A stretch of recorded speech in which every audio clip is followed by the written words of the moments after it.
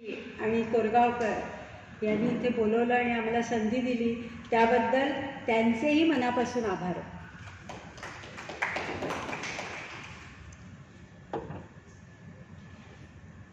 आज विविध विषयांवरती मनमोकळ्या गप्पांचा हा कार्यक्रम म्हणजेच चंद्र आहे साक्षीला हा घेऊन आम्ही आलेलो आहोत. हा कार्यक्रम आपल्याला नक्की आवडेल कारण चंद्रशेखर ठाकूर यांची ओळख म्हणजे शेअर बाजाराचा माणूस अशी असली तरी ते एक अष्टपैलू व्यक्तिमत्व आहे आणि विविध विषयांवरती त्यांना रुची आहे. मराठी नाटकातली सौंदर्यस्थळं ह्या त्यांच्या कार्यक्रमाचे 116 प्रयोग झालेत एकूण आणि चंद्र हे साक्षीलाचा आजचा 77वा प्रयोग आहे. तर चंद्रशेखर ठाकूर यांच्या 52 वर्षाच्या प्रदीर्घ कारकिर्दीमध्ये त्यांना असंख्य व्यक्ती भेटल्या, अनेक घटना घडल्या त्यांच्या जीवनामध्ये. काही किस्से म्हणजे ज्याला आपण विनोदी किस्से म्हणू असे काहीतरी संभाषणातून सुद्धा विनोद होतात तसे विनोद, त्यांनी वाचलेली पुस्तकं आणि त्यांनी घेतलेले अनुभव ह्याच्यावर आधारित हा आजचा गप्पांचा कार्यक्रम आहे. याला विषयांचं असं कुठल्याही विषयाचं ठराविक असं बंधन नाही आहे, मात्र या सगळ्या गप्पा खूप दर्जेदार असतील याची मी खात्री देते. कारण आपण जे समोर सगळे प्रेक्षक बसलेले आहात हे सगळे प्रगल्भ प्रेक्षक आहेत आणि आजची ही संध्याकाळची वेळही खूप छान आहे, आपली उपस्थितीही छान आहे. त्याबद्दल मला खूप कौतुक वाटतं की इतक्या संध्याकाळी 7 नंतरसुद्धा एवढी जणं उपस्थित राहिलेली आहेत. तर मी आता कार्यक्रमाला सुरुवात करते. तर पहिला प्रश्न म्हणजे तुम्हाला असा विचारते सर की उपस्थिती कमी जास्त याबद्दल तुम्हाला काय वाटतं? नेहमी उपस्थितीचा फार मी कधी विचार करत नाही अशासाठी की माझ्या कारकिर्दीमध्ये मी सगळ्यात मोठा जो कार्यक्रम केला होता त्याला विक्रमी उपस्थिती होती. 2007 साली केला नाशिकला कालिदास कला मंदिरमध्ये. कालिदास कला मंदिर हे नाटकाचं थिएटर आहे, तिथे 1180 खुर्च्या लागतात आणि मी कार्यक्रम केला तिथे 1430 श्रोते होते आणि तो संपूर्ण भारतामध्ये सगळ्यात मोठा कार्यक्रम म्हणून सेवीची नोंद आहे की 1430 ऑडियन्स शेअर बाजारच्या कार्यक्रमासाठी. आणि हा रेकॉर्ड जसा सुदैवाने माझ्या नावावर आहे तसा लहान रेकॉर्डचा माझ्या नावावर आहे. मुंबईमध्ये गोरेगावला मी एक कार्यक्रम केला होता, त्या कार्यक्रमाला फक्त 5 लोक उपस्थित होती कारण जुलै महिना होता, 5 दिवस पाऊस पडत होता, मैदानात कार्यक्रम होता, डोकरवर पाणी होतं, मला जाणं आवश्यक होतं वक्ता म्हणून, पण डोकरवर पाण्यात कोणी येणार, त्यावेळी कोणी 5 लोक आले होते, त्यामुळे दोन्ही रेकॉर्ड माझ्याच नावावर आहेत. आणि उपस्थिती कमी आहे, एक चांगली उपस्थिती आहे. गेली कित्येक वर्ष ना स्त्रियांना 30% आरक्षण द्यायला पाहिजे राजकारणात म्हणून बिल येतंय, पण ते काय पास होत नाही. इथे उलट आहे, इथे 70% आरक्षण आणि 30%. आणि बहुतेक हल्ली संघामध्ये असंच असतं की स्त्रियांचं हे जास्त सहभाग असतो. आणि कसं हे कमी उपस्थितीमध्ये सुद्धा ही कमी नक्की नाही आहे, चांगली आहे. कारण कोरोनानंतर ना हे हळूहळू गळती सगळीकडेच लागलेली आहे, पण त्याला काही नाही म्हणजे अपेक्षेपेक्षा कितीतरी जास्त आहे. पण कमी उपस्थितीमध्ये सुद्धा ना पुलंसारखा व्यक्ती त्याचं कसं एक उपयोग करून देतो. एकदा मी परत व्हिडिओ बघितला, अरुण दातेंनी स्वतः सांगितलं, काही सुनी नाही, अरुण दातेंचा व्हिडिओ आहे जुना.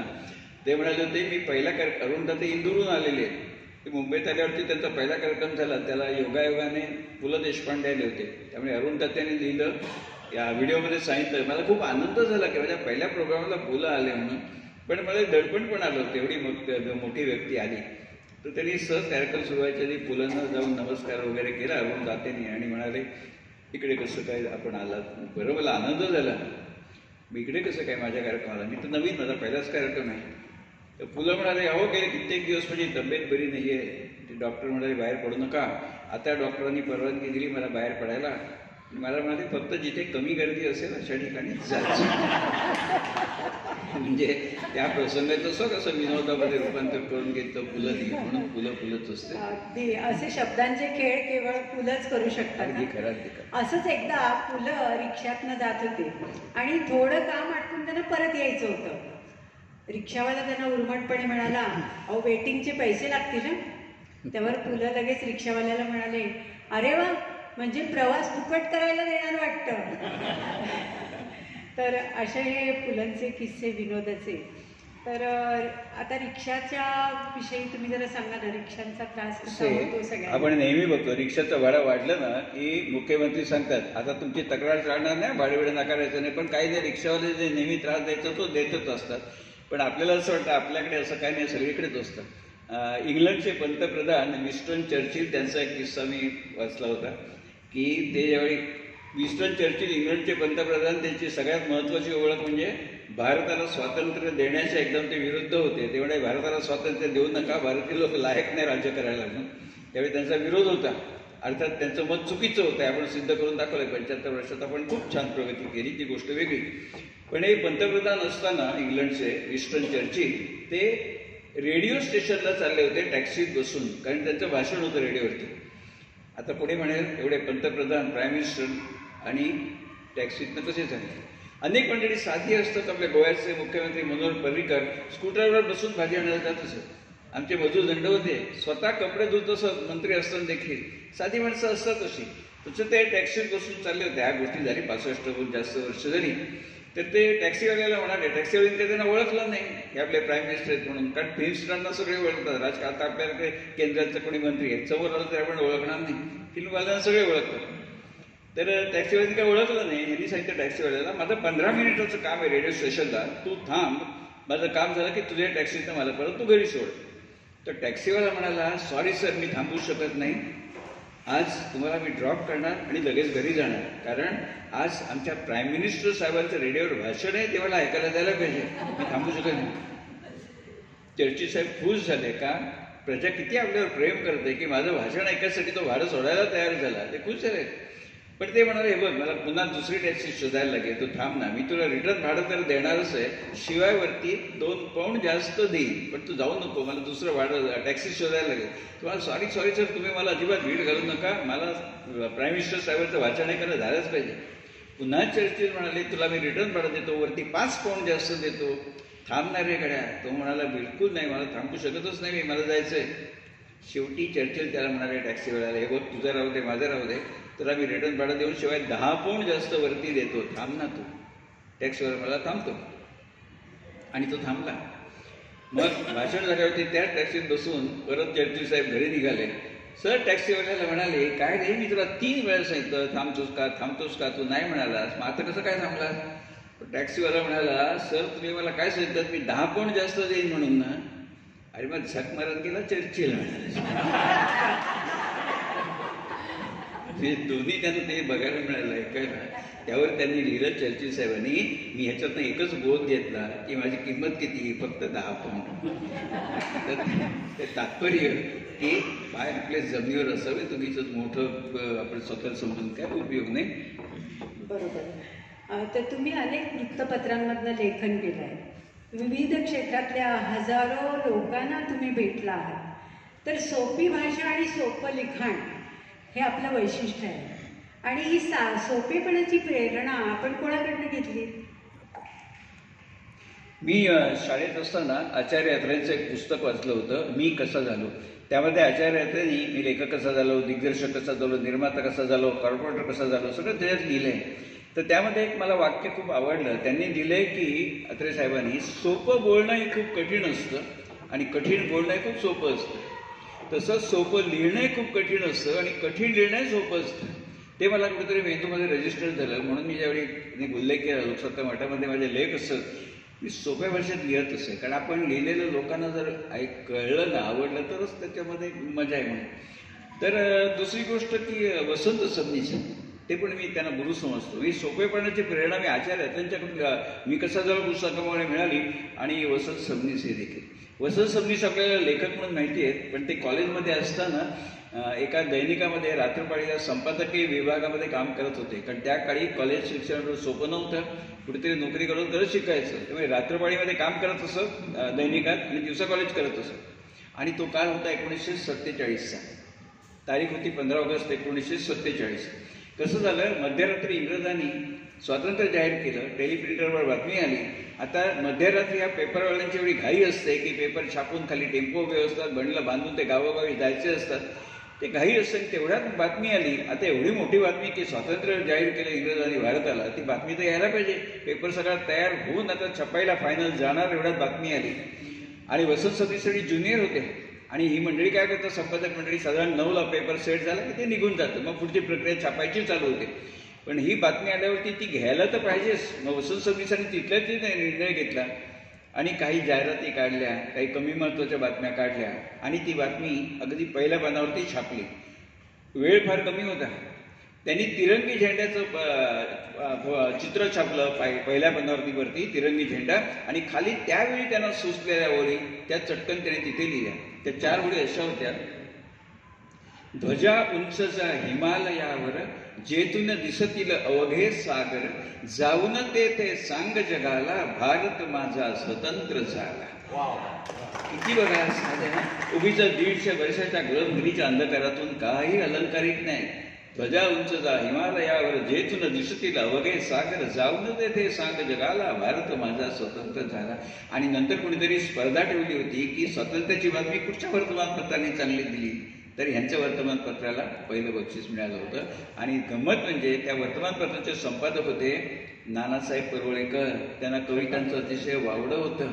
त्यामुळे ह्यांनाही कळलं की आता दुसऱ्या दिवशी काय झालं की नानासाहेबांनी बोलावून घेतलं संविधाना.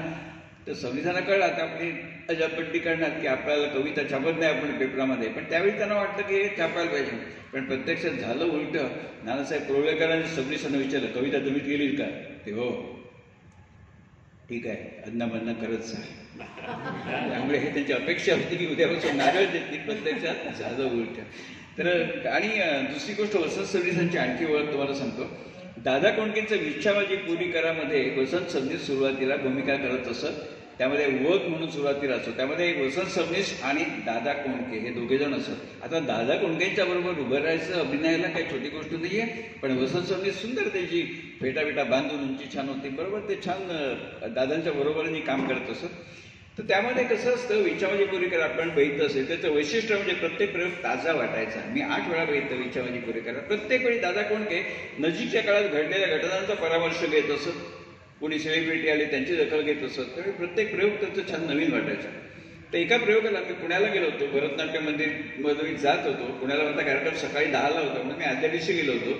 भरतनाट्य मंदिरवरून जात असताना बाहेर बोर्ड बघितला की विच्छावाजी पुरीकर. रात्री काय काम नव्हतं, तिकीट काढलं आणि प्रयोगाला जाऊन बसतो. या गोष्टीला 45 वर्षाहून जास्त काळ गेला. तर मी गेलो तिथे आणि त्यावेळी योगायोगाने त्या विच्छावाजी पुरीकरांचा प्रयोग बघायला बाळ कोलटकर नाटककार येऊन बसले होते. अर्थात त्यांना मानाने पहिल्या रांगेत बसवलं होतं. आणि दादा कोंडकेचं विशिष्ट काय, कोणी सेलिब्रिटी आले त्यांची दखल घ्यायची कार्यक्रमाच्या ओघामध्ये. पण ते पॅचवर्क वाटत नसतं, हे त्यांचं कौशल्य होतं. तर बाळ कोलटकर पहिल्या रांगेत बसलेले होते आणि यांचं वग सुरू झालं. वगाचं कथानक कसं होतं की राजाचा मृत्यू झालेला असतो आणि हे दोघे म्हणजे वसंत सबनीस आणि दादा कोंडके प्रधान आणि सेनापती अशा भूमिकेत असत. त्या दोघांचं बोलणं चाललेलं होतं. महाराजांचं निधन झालं, त्यांच्यात अंत्ययात्रा काढायची, कोणाकोणाला बोलवायचं त्याची यादी काढत असतात ते दोघे. याला बोलवायचं अंत्ययात्रा, त्याला बोलवायचं. आणि तेवढ्यामध्ये बाळ कोलटकर बसलेले असल्यामुळे वसंत सबनीस उत्स्फूर्तपणे म्हणाले, अरे हो, बाळ कोलटकरांना पण बोलायला पाहिजे अंत्ययात्रेला. त्यांची दखल घेतली. त्यावर उत्स्फूर्तपणे दादा कोंडके म्हणाले, नको नको नको, त्यांना अजिबात बोलू नका, ते स्मशानामध्ये डीला डी लावून कविता करत बसतील. त्या काळी वाहतोई दुर्वांची जोडी त्यांचं नाटक जोरात चालू होतं. त्यामध्ये जी पद्य होती शेवटी वाहतोई दुर्वांची कडी जोडीपर्यंत ते डी लावून छान होते का पद्य ती. ते स्मशानामध्ये डीला डी लावून कविता करत बसते, त्यांना काही बोलू नका. तर त्यावर वसंत सबनीस म्हणाले, दादा तुम्ही थट्टा करताय, तुम्हाला येत का अशी एखादी कविता डीला डी लावून करतात? दादाकडून हात त्याच्या आहे का हात करतो. आणि तुम्हाला सांगतो मी साक्षीदार आहे त्या प्रसंगाचा.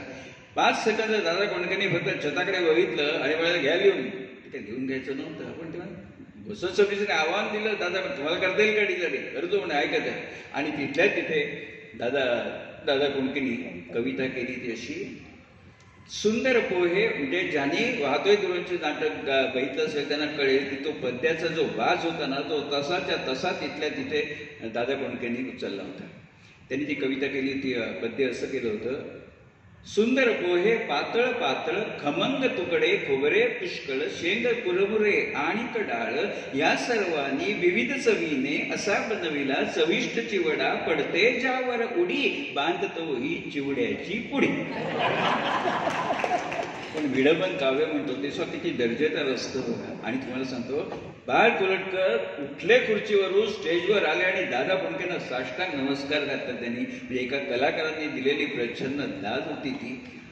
कारण तो प्रसंगच असा होता, त्या प्रसंगाचा मी साक्षीदार होता. म्हणजे किती ती दोन माणसं कलावंत म्हणून मोठी होती. दादा कोंडकेंची ओळख आपल्याला सर्वसाधारणपणे द्व्यर्थी संवाद म्हणून आहे, पण दादा कोंडके तेवढेच त्यांच्याकडे प्रतिभा देखील चांगली होती. एक प्रपंच म्हणून मालिका होती टी व्हीवरती, त्यामध्ये दादा कोंडकेंनी खेड्यातला तो मित्र म्हणून आलेला असतो. काय त्यामध्ये त्यांनी ते क्षण पुरवलेत. आपण त्यांना हे म्हणतो की दादा मच्छिंद्र कांबळे पण मालवणी नटून आपण म्हणतो, पण त्यामध्ये त्यांनी इतकी छान भूमिका केली होती. ते शेवटी सांगतात त्या मित्राला, कोकणातून मी का आलो. ते म्हणतात, अरे तुझ्या घरात मला बघून बरं वाटतं, पोरगे सुना सगळे तुझे चांगले वागतात. मी म्हणतो कशाला आलो मुंबईमध्ये. पोराने माझ्यावरती केस घातले, म्हणजे स्वतःच्या मुलांनी केस घातली आहे जमिनीच्या वाटपावरून. किती वाईट प्रसंग. पण त्यावेळी त्या मच्छिंद्र कांबळेंनी भूमिका केली ना, तर विनोदी नट सुद्धा खरोखर काय काळ खूप चांगली हे करून येतात. आकाशवाणी टी व्ही आणि जाहीर व्याख्यानं अशा प्रकारचे कार्यक्रम तुम्ही केले, तर दोघांमधल्या तुम्हाला कुठलं माध्यम जास्त आवडतं? कारण लॉकडाऊन काळामध्ये ऑनलाईन कार्यक्रम तुम्ही बरेचसे केले होते, तर ह्याच्यातलं कुठलं माध्यम तुम्हाला कसं आहे, आकाशवाणी आणि टी व्हीचं फायदा असा, एकाच वेळी आपण लाखो लोकांपर्यंत पोहोचू शकतो. कारण आकाशवाणीवर बसलं की कळतं, किंवा टी व्हीवर कार्यक्रम लाईव्ह कार्यक्रम असतात, लोकांचे ज्या प्रकारे फोन येत असतात ना, त्यांच्याकडे यंत्र असतं. त्यामुळे ॲट अ टाइम जर 150 लोक फोन करत असतात, 150 ठिपके दिसतात. म्हणजे आपल्याला बरं वाटतं, एवढे लोक सगळ्यांचे फोन लागत नाही, एकाच माणसाचा लागणार. पण ते बघून एक जी नशा असते ना, एवढी लोक कॉन्टॅक्ट करतायत ना, लाखो लोकांपर्यंत पोहोचता येतं. पण पुन्हा काय होतं, ते काचेच्या कपाटात असल्यासारखं वाटतं, एवढी मजा येत नाही. जसं इथे प्रतिसाद असतो लोकांचा, आपल्याला त्यांच्या चेहऱ्यावरून कळत असतं. ती कोणाला तुम्ही विचारा की लाईव्ह कार्यक्रमाची जी मजा असते ती रेडिओ टी व्हीमध्ये असत नाही. दुसरी गोष्ट, अनेक वेळा काय होतं, जो अँकर असतो त्याला आपला विषय माहिती नसेल तर आणखी पंचायत होते, जुजबी काहीतरी प्रश्न विचारतात. पण अनेक वेळा काय होतं, मी आकाशवाणीवरती 21 कार्यक्रम केले. राजेंद्र पाटणकर निवेदक होते. स्वरसंवाद म्हणून कार्यक्रम होता रविवारी 3 ते 4. राजेंद्र पाटणकरांमुळे ती मालिका रंगली होती. कारण ती मालिका संपल्यावरती पुन्हा ज्यावेळी दुसऱ्या विषयावरती मालिका सुरू झाली, लोक डायलिंग प्रोग्राम असे विचारत, अहो तो शेअर बाजारचा कार्यक्रम कधी परत होणार आहे म्हणून. हे राजेंद्र पाटणकरांच्यामुळे झालं. राजेंद्र पाटणकर म्हणजे पुन्हा प्रपंचमधले टेकाडे भाऊजी. तर एकदा काय झालं, मी लाईव्ह कार्यक्रमाला असल्यामुळे 3 ते 4 असल्यामुळे मी 2 वाजता आकाशवाणीवर जाऊन बसतो चर्चगेटला. कारण लाईव्ह कार्यक्रम आहे, लेट झाला, ट्रेन लेट झाली, काय झालं तर. तुम्ही बसलो असताना काही तरुणी बसलेल्या होत्या त्या रूममध्ये, राजेंद्र पाटणकरांच्या त्यांच्या मुलाखती चालल्या होत्या, निवेदक आणि निवेदिका या पदासाठी. मी पाटणकरांना म्हटलं की मी बाहेर बसू का दुसऱ्या खोलीत. नाही बसा, काय हरकत नाही म्हणून, आपलीच माणसं आहेत. तर ते सगळे तरुणी आणि त्यांची मुलाखत राजेंद्र पाटणकर घेत होते. पद कुठचं होतं, निवेदक आणि निवेदिका. त्यामध्ये एक मुलगी, ती MA झालेली होती, फर्स्ट क्लास गोल्ड मेडलिस्ट वगैरे.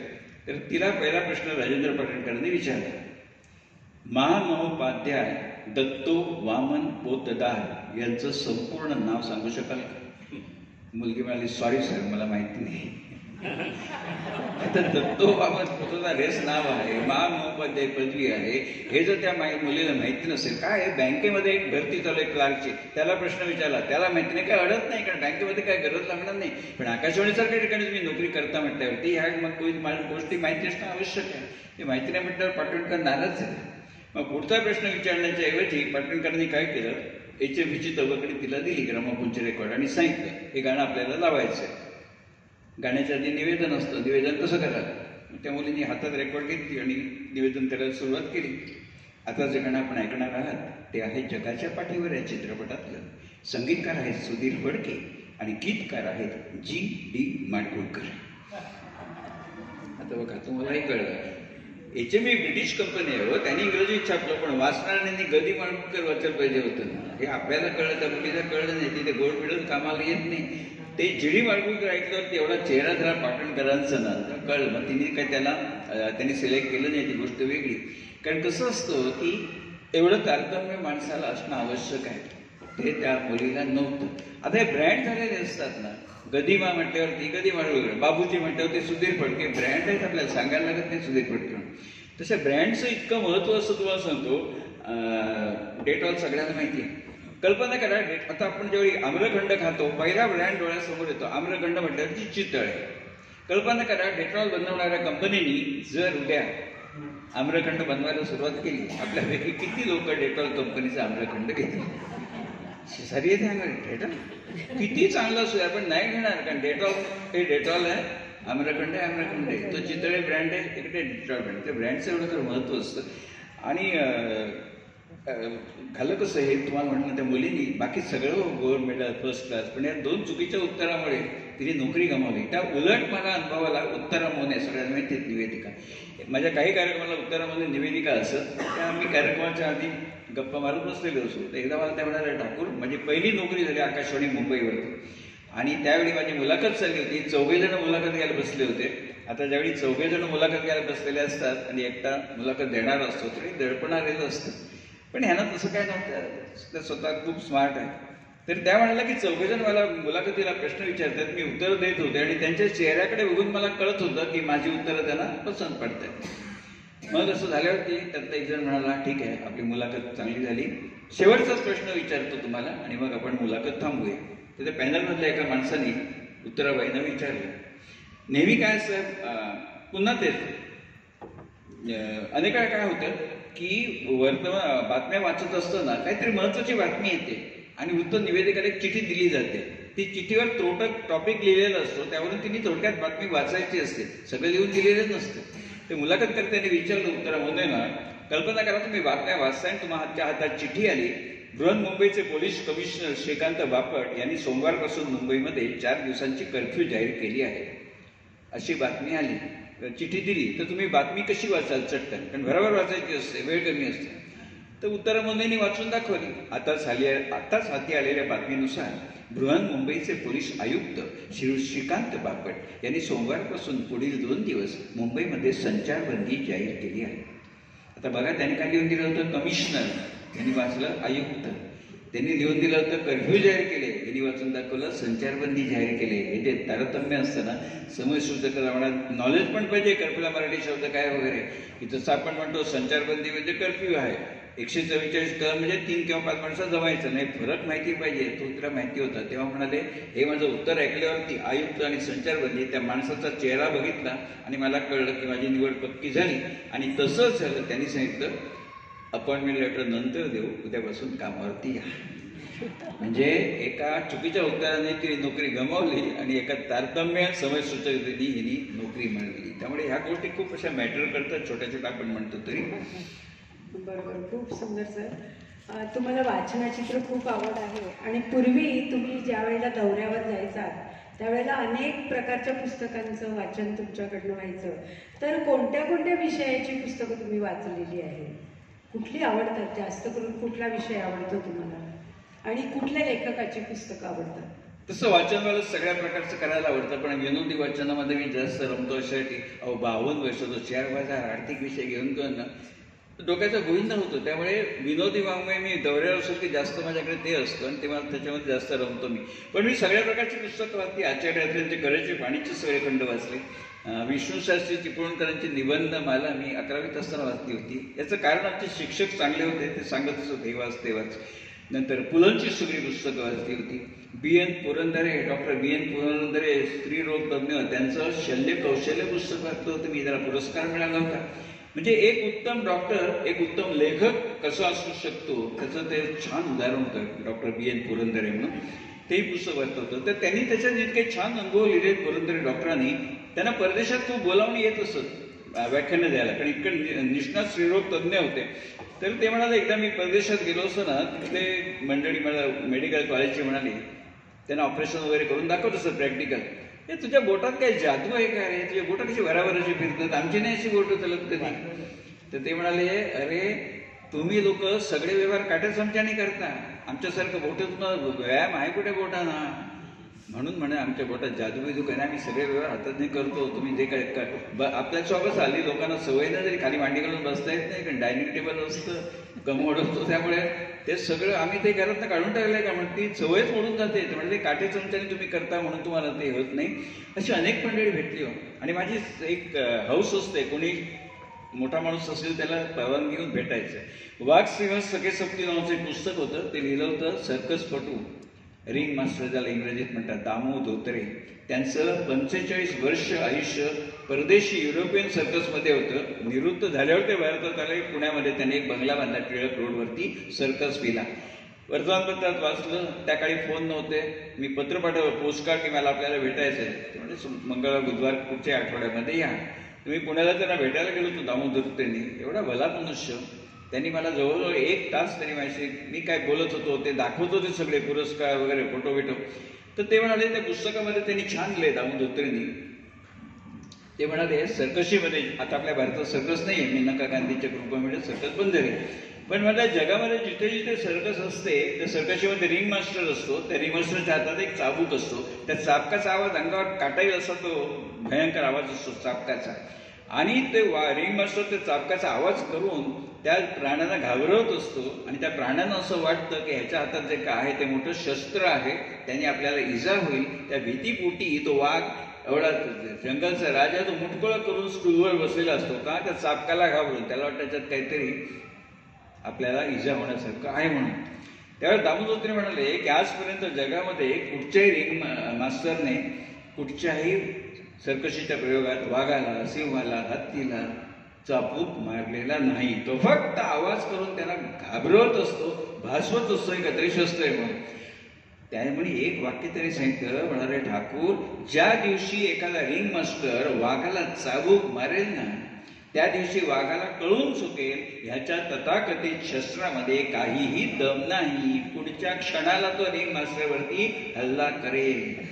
त्यामुळे तो भासवत असतो. तसं साहेब शेअर बाजारची मला आठवण झाली, मी सौंदर्यस्वर यश असतात की त्यांनी माझं भाषण ऐकलं होतं खूप वर्षापूर्वी माटोंग्याला, आणि त्याचे 2 वाक्य त्यांनी बोलून दाखवली. माझ्या लक्षात होती, माझीच होती, पण एवढे माणसं म्हणून भेटल्यावरती वाटतं की आपण काहीतरी करून ठेवलंय म्हणून. तर तसं त्यांचं ते वाक्य माझ्या लक्षात आलं. म्हणाले की तो पुढच्या क्षणी रिंग मास्टरवरती हल्ला करेल. अशा अनेक मंडळी भेटली पुस्तकेवरती. आणि पुस्तके वाचायची मला गोडी लावली आमचे वामनराव अभ्यंकर, आमच्या ताईंचे आजोबा, ते मला शिक्षक होते देवगडला 61 साली. त्यांनी पुस्तक वाचायची आवड लावली. आणि आता अभ्यंकर पुण्याला ज्ञान प्रबोधिनी आहे, त्याचे प्राचार्य होते, ते आता नाही आहेत ते. मग अशी आपण आचार्य अत्रे यांचा उल्लेख केला. त्यांचं कऱ्हेचं पाणी हा 4था खंड मला अतिशय आवडतो. आता या कऱ्हेचे पाणीमधल्या एखादा तुम्हाला प्रसंग आवडलेला तो कुठला सांगू शकाल का? कऱ्हेचे पाणी मला सगळ्यात आवडलं म्हणजे प्रस्तावनेमध्ये त्यांच्याकडे दुरुस्त करतील. कऱ्हेचे पाणीमध्ये आचार्यांनी एक छान लिहिलंय की पुण्याला असताना आचार्य पुणे नगरपालिकेमध्ये कॉर्पोरेटर होते. कॉर्पोरेटर म्हणजे आता ज्याला आपण नगरसेवक म्हणतो, त्यावेळी नगरसेवक हा शब्द कोणी रूढ केला, कोणी सांगू शकेल? नगरसेवक हा शब्द रूढ केला बाळासाहेब ठाकरेंनी. कारण पूर्वी कॉर्पोरेटरला मराठीमध्ये नाव असतं नगरपिता. व्हीटी स्टेशनच्या बाहेर जाऊन बघितलं, फिरोजशाह मेहतांच्या पुतळ्याखाली लिहिलंय नगरपिता, मुंबई महानगरपालिका म्हणून. त्यावेळी कॉर्पोरेटर इंग्रजी शब्द मराठीमध्ये नगरपिता म्हणत असत. ज्यावेळी ठाणे महापालिकेची निवडणूक पहिल्यांदा शिवसेनेने लढवली, त्यावेळी बाळासाहेबांचं भाषण मी गिरगावात ऐकलं होतं. फणसवाडीमध्ये मी राहत होतो. बाळासाहेबांनी सांगितलं होतं, माझी मंडळी निवडून आली तर आम्ही त्यांना नगरसेवक म्हणून नगरपिता म्हणणार नाही. हे आमचे बाप नाहीत, आमचे नोकर आहेत, ते आम्ही निवडून दिले. नगरपिता काय, आम्ही नगरसेवक म्हणून. त्यामुळे आजच्या नगरसेवकांना माहिती पण नाही की बाळासाहेब ठाकरेने तो शब्द निर्माण केलाय म्हणून. तर आचार्य त्याचं लिहिलंय की पुणे नगरपालिकेमध्ये ते ज्यावेळी कॉर्पोरेटर होते त्यावेळी आचार्य म्हणजे केवढं उत्तुंग व्यक्तिमत्व आणि बाकीची तुलनेमध्ये मंडळी काय, तर त्यामुळे त्यामध्ये खूप अस्वस्थ होत असे. ते एकदा आचार्यांनी मराठा दैनिकामध्ये लिहिलं होतं की मराठा दैनिकामध्ये आचार्यांनी लिहिलं होतं की पुणे नगरपालिकेमध्ये 50% कॉर्पोरेटर हे गाढव आहेत. कारण त्यांना ते एकंदरीत त्यांची पातळी बघून ते खूप अस्वस्थ वाटत अत्रेंना. म्हणून त्यांनी मराठामध्ये लिहिलं पुणे नगरपालिकेमध्ये 50% नगरपिते गाढव आहेत म्हणून. अपेक्षेप्रमाणे पुन्हा ज्यावेळी सभा झाली नगरपालिकेची त्यावेळी सगळ्यांनी हल्लाबोल केला अत्र्यांच्यावरती. तुम्ही असं कसं म्हणता गाढव आहेत म्हणून, आम्ही अब्रून नुकसानीच्या फिर्याद करू तुमच्यावरती, माफी मागा, विधान मागे घ्या. अत्रे साहेब म्हणाले ठीक आहे बाबा, उद्याच्या मराठामध्ये विधान मागे घेतो. आता अत्रे साहेब नमले म्हटल्यावरती त्यात ते कॉर्पोरेटर होता, तो जरा जादा होता. तर तो अत्रे साहेबांना म्हणाला असं नाही चालणार. पेपरवाले काय करतात, एखादी गोष्ट लिहिली ना खुलासा कोपऱ्यात कुठेतरी शेवटच्या पानामध्ये लिहितात. त्यामुळे तसं चालायचं नाही. ज्या पानावर ज्या फॉन्टमध्ये तुम्ही लिहिलंय पुणे नगरपालिकेमध्ये 50% नगरपिते गाढव आहेत म्हणून त्याच पानावर त्याच फॉन्टमध्ये विधान मागे घ्या. अत्रे साहेब म्हणाले होय रे बाबा घेतो. आणि दुसऱ्या दिवशीच्या मराठामध्ये आचार्य अत्रेंनी विधान मागे घेतलं. त्यांनी लिहिलं, कालच्या मराठामध्ये मी लिहिलं होतं पुणे नगरपालिकेमध्ये 50% नगरपिते गाढव आहेत, ते विधान मी मागे घेतो. पुणे नगरपालिकेमध्ये 50% नगरपिते गाढव नाहीत.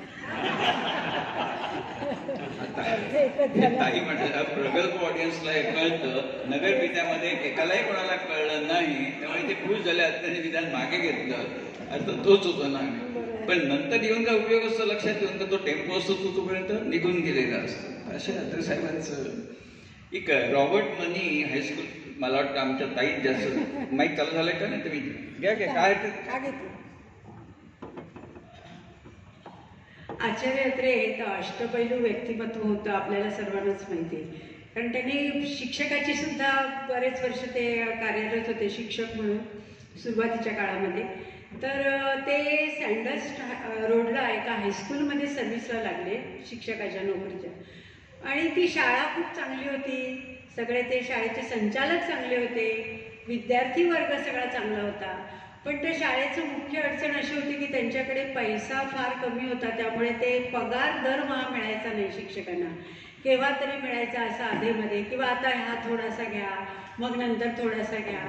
तर आचार्य अत्रेंनी असं विचार केला की आता सध्या नोकरी नाही आहे, तोपर्यंत मला हे आता कसं तरी चालवलं पाहिजे, पण मला दुसरीकडे नोकरी तर पाहिली पाहिजे, कारण असं कसं चालणार.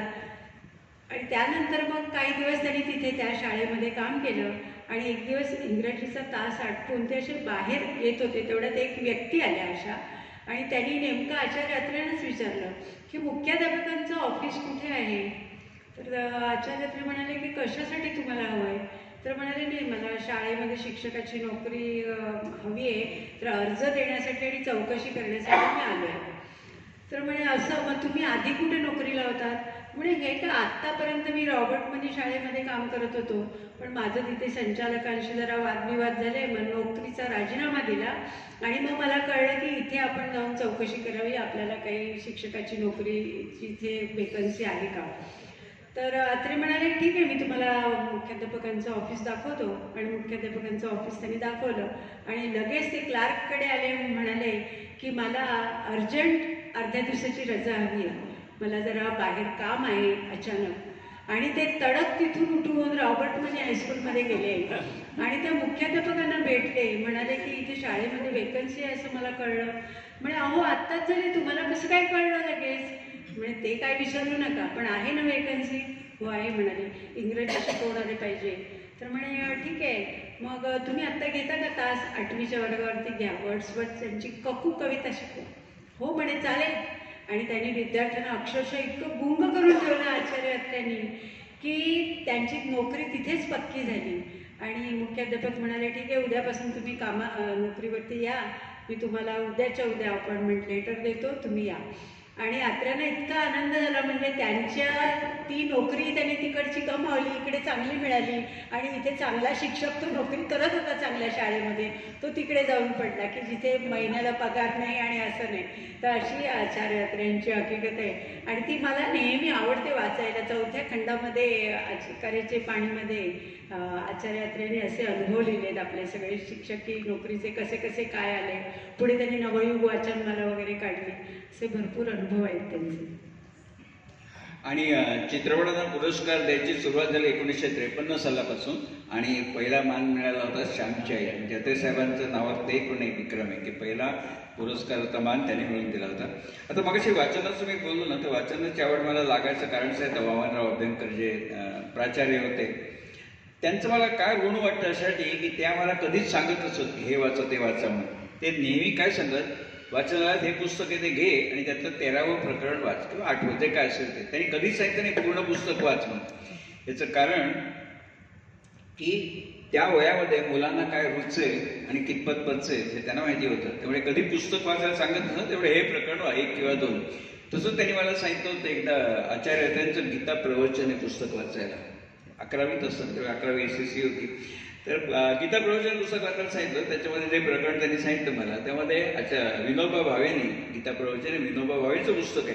त्यांनी लिहिलं होतं विनोबा भावेनी त्याच्यामध्ये की मातृभाषा आणि राष्ट्रभाषा हे 2 डोळे आहेत, इंग्रजी हा चष्मा आहे त्यांनी दूरचं दिसतं, आणि संस्कृत हा 3रा डोळा आहे ज्याने ज्ञानाचे सगळे दरवाजे उघडतात.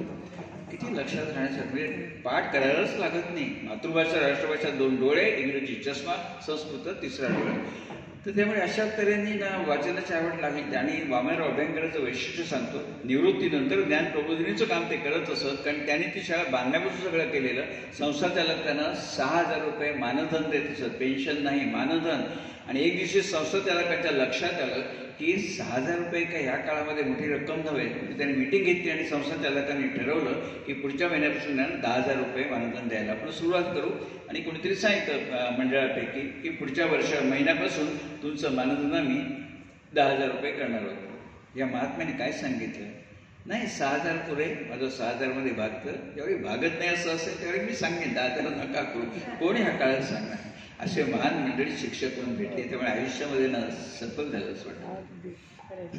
आणि मगाशी आता तुम्ही उल्लेख केला त्याप्रमाणे विनोबाजींचं आणखी एक पुस्तक म्हणजे गीताई. मला लहानपणी आठवतं, मी जिल्हा परिषदेच्या शाळेमध्येच शिकले. तर तिथे आमचं परिपाठाच्या वेळेला गीताईचे श्लोक म्हटले जायचे. मग गीता ही माऊली माझी, तिचा मी बाळ नेणता, पडता रडता घेई उचलोने कडेवरी. अशा तऱ्हेचे आम्हाला ते 10-12 श्लोक त्यावेळेला म्हणायला लागायचे आणि त्याच्यानंतर प्रार्थना असायची. तर गीता ही हा विनोबाजींनी दिलेला अमूल्य ठेवा महाराष्ट्राला आहे. ज्यांना संस्कृत भाषा समजत नाही आणि त्यामुळे काय होतं, भगवद्गीतेचा आस्वाद घेता येत नाही, तर त्यांच्यासाठी ही सोय त्यांनी करून ठेवली. मुख्य म्हणजे त्यांनी त्यांच्या आईसाठी मराठी भाषेमध्ये गीताई लिहिली आणि महाराष्ट्रातल्या सर्वसामान्य माणसाला पण ती उपलब्ध झाली. त्यामुळे तर इतकी सुंदर गीताई विनोबाजींनी लिहिली. आता त्याच्या किती प्रती वगैरे भरपूर आहेत ना, सर सांगतील त्याची माहिती. ताई म्हणाले ते खरं आहे की मराठी माणसावरती उपकार आहेत विनोबाजींचे. जरी आईसाठी लिहिली तरी ज्याला संस्कृत कळत नाही तो मनुष्य भगवद्गीतेचा आस्वाद घेऊ शकतो. गीताच्या 269 आवृत्ती निघाल्या आणि 43 लाख प्रती खपल्या गीताईच्या. एवढा विक्रम आहे. विनोबाजींनी ते कुठे लिहिलं नाही आहे, कारण त्यांना त्या गोष्टीची गरज, ते त्याच्या पलीकडचे होते. पण 269 आवृत्ती आणि 43 लाख प्रती हा खरोखर विक्रम आहे. आणि विनोबाजींची विद्वत्ता, काही आचार्य रत्नेश्वर विनोबाजींच्यावरती थोडीशी टीका केली होती. आता दोन्ही मोठी माणसं, आपण त्याच्यावर काही बोलूया नको. पण त्यांची विनोबाजींची जी बुद्धिमत्ता होती ना, एक पावसाच्या पाण्याचा थेंब, त्याच्यावरती त्यांनी जे भाष्य केले विनोबाजींनी, ते म्हणतात पावसाच्या पाण्याचा थेंब ज्यावेळी हातावर पडतो त्यावेळी ते पाणी पिण्यायोग्य असतं. तोच पावसाच्या पाण्याचा थेंब ज्यावेळी गटारात पडतो त्यावेळी ते पाणी पाय धुवायचं देखील लायकीचं राहत नाही. तोच पावसाच्या पाण्याचा थेंब ज्यावेळी तव्यावरती पडतो, तापलेल्या तव्यावरती, त्यावेळी त्याचं अस्तित्वच नाहीसं होतं, वाफ होऊन जाते त्याची. तोच पावसाच्या पाण्याचा थेंब कमळाच्या पानावर पडतो त्यावेळी तो मोत्यासारखा चमकतो. आणि तोच पावसाच्या पाण्याचा थेंब ज्यावेळी शिंपल्यात पडतो त्यावेळी त्याचा साक्षात मोती होतो. त्यावरून त्यांनी लिहिलंय, ह्याच्यातून आपण बोध काय घ्यायचा? बोध हा घ्यायचा की सहवास महत्वाचा. तापलेल्या तव्याचा सहवास आला, अस्तित्व नाहीसं झालं. शिंपल्याचा सहवास आला, मोती झाला. त्यामुळे मला असं खरोखर काय गोष्टींना आपल्याला, मला वाटतं की एवढ्या 52 वर्षामध्ये एवढ्या चांगल्या लोकांचा सहवास मिळाला ना, असे चांगले शिक्षक, चांगली मंडळी, जीवन सफल झालं असं खरंच वाटतं. गेल्या 52 वर्षाच्या कारकिर्दीमध्ये तुम्ही आर्थिक क्षेत्रामध्ये कार्यरत होतात आणि आपला देश महासत्तेच्या दिशेने वाटचाल करत आहे असं नेहमी म्हटलं जातं. आपण पण बघतो, ऐकतो, पेपरमध्ये वाचतो. तर मला एक प्रश्न विचारावासा वाटतो तुम्हाला की आपला देश महासत्ता कधी होईल बरं?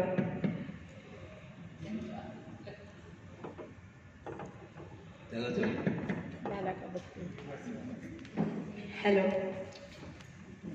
असं झालं ना म्हणून आम्हाला कधी येत नाही. तो आमची गायिका एवढी महान आहे. आम्ही महिला मंडळात कार्यक्रम केला होता त्यावेळी 2 माईक इथे होते, एक पोडियमवरती होता. दोन्ही माईक एकदम बंद पडले. या बाईने काय करावं, पोडियमवरती गेल्या, 2 गाणी पोडियमवर उभं राहून म्हणाल्या, काही चिडचिड नाही, नाराजी नाही. मग कार्यक्रम संपल्यावर ते आयोजक म्हणाले, सोनिया जर माईकनी दगा दिला. त्या म्हणाले, जाऊ दे हो, त्याच्यात काय, माणूस नाही का आजारी पडत, यंत्र आजारी पडलं. म्हणजे हा जो कलाकार असतो, पण माणूस हा किती मोठा असतो. आणि खरं ह्या गायक मंडळींची नखरे खूप असतात. पंखा फास्ट झाला तरी राग येतो, पंखा कमी झाला तरी राग येतो. त्यांचं काही नाही, म्हणजे माणूस आजारी पडतो, यंत्र आजारी पडतं. त्यामुळे आम्हाला काही तिथं वाटत नाही. आणि ही सोय आहे ना. बरोबर, एका ठिकाणी आम्ही गेलो, देवरुखला लांजाला कार्यक्रम केला, 2.5 वाजताचा कार्यक्रम, दोन्ही माईक बंद पडले. मग लोकांना विनंती केली, काय लोक एवढी चांगली, सगळ्यांनी खुर्च्या पुढे पुढे घेतल्या आणि विदाउट माईक केला. काय तिकडे काही मोबाईलसाठी ट्रॅफिक असत नाही, काय जमलं असतं. असो. त्यांचा प्रश्न होता महासत्ता कधी होईल म्हणून. ते काय होतं, हल्ली माझा हात लागला की मला वाटतं बंद पडतो.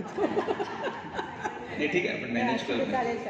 महासत्ता वगैरे सगळे राजकारणी लोकांनी हे केलेलं आहे. त्यावेळी तुम्हाला महासत्ता कधी होईल याचं एक व्यावहारिक भाषेत मी उत्तर देतो. ते असं की कोणाला पटेल न पटेल, ज्या दिवशी कोकणचा कॅलिफोर्निया होईल ना, त्या दिवशी भारत नक्की महासत्ता होईल. आता कोकणचा कॅलिफोर्निया कधी होईल असा उपप्रश्न कोणी विचारू नये. त्याचं कारण 35 वर्षापूर्वी आम्हाला एका मुख्यमंत्र्यांनी सांगितलं होतं, कोकणचा कॅलिफोर्निया करू, आणि त्या शब्दावर विसंबून आम्ही मतावर मतं देत राहिलो. कोकणचा कॅलिफोर्निया काय झाला नाहीये. कधी होईल वगैरे ती गोष्ट वेगळी आहे, पण याला अनेक गोष्टी कारणीभूत येतो. आता आपण 2020ला एक बातमी आली होती महाराष्ट्र टाइम्समध्ये की रेल्वेमध्ये आपण जातो, फर्स्ट एसी सेकंड एसी, आपल्याला चादर देतात, उषा देतात. 22,000 बेडशीट चोरीला गेल्या रेल्वेतनं. आता त्या चोरीला म्हणणं चुकीचं आहे, कारण ते लोक चोर नव्हते, तुमच्या आमच्यासारखे सामान्य प्रवासी होते. 22,000 बेडशीट लोक घरी घेऊन जातात. कसला अंतर सामाजिक चारित्र्य. मी बाहेर जाताना सगळ्यांशी बोलतो, हे डब्यात जे अटेंडंट असतात, हो ते कॉन्ट्रॅक्टरची माणसं, रेल्वेचे नोकर नव्हे, त्यांना 6,000 आणि 8,000 पगार मिळतो. एकदा बाहेर गेले अलाहाबादला की 5 दिवस गाडीत असतात ते मुंबईला येईपर्यंत, आणि बेडशीट गेल्या की कॉन्ट्रॅक्टर त्यांच्या पगारातून पैसे कापून घेतो. 22,000 बेडशीट लोक घरी घेऊन जातात. कसलं आमचं सामाजिक चारित्र्य आहे. त्यामुळे ना महासत्ता वगैरे बकवास सगळा राजकारणी लोकांसाठी. आणि ते 2 तरुणांची पण. आणि दुसरी गोष्ट काय, हे मी व्यावहारिक भाषेत सांगितलं. अमर्त्य सेन त्यांनी त्यांची म्हणजे वैशिष्ट्य की सोप्या भाषेत सांगतात. त्यांना एकदा कोणीतरी विचारलं, जागतिक अर्थव्यवस्था म्हणजे काय. अमर्त्य सेन म्हणाले, साधं उदाहरण तुम्हाला सांगतो. खेड्यामध्ये 2 तरुण आहेत, समोरून वाघ आला. त्या तरुणांना विचारलं, समोरून वाघ आलाय, तुम्ही जाताय, तुम्ही काय कराल. खेड्यातले तरुण म्हणाले, काय करणार, दोघे जीवात जीव असेपर्यंत वाघाचा आम्ही मुकाबला करू. काय पुढे म्हणणार ते माहिती आहे, जीवात जीव असेपर्यंत दोघे म्हणून वाघाची मुकाबला करू. तोच प्रश्न म्हणाले शहरातल्या 2 तरुणांना विचारला. MBA करत होते की वाघ समोरून आला, रस्त्यातून तुम्ही जाताय, काय करू. MBA तरुण म्हणाले, आम्ही दोघे जोरात धावत पळत सुटू. जो पुढे जाईल तो वाचेल, जो मागे राहील त्याला वाघ खाईल. त्यावर अमर्त्य सेन म्हणाले, ह्याच्यात अर्थ काय माहितीये का, एकाच्या मरण्यावरती दुसऱ्याचं जगणं अवलंबून असतं, त्याला जागतिक अर्थव्यवस्था म्हणतात. तसे तुमचं मूळ गाव कोकणामधलं देवगड. तुमचं पण. हो, माझं पण तेच आहे.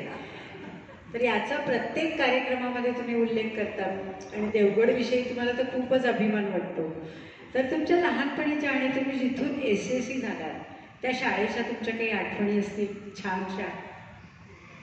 कसं आहे, देवगडला मी 1965 साली SSC झालो आणि मुंबईत आलो. त्यावेळी 11वी SSC होती. आणि 2019 साली आमच्या देवगडच्या हायस्कूलला 100 वर्ष पूर्ण झाली. त्यामुळे 5 दिवस मोठा सोहळा होता.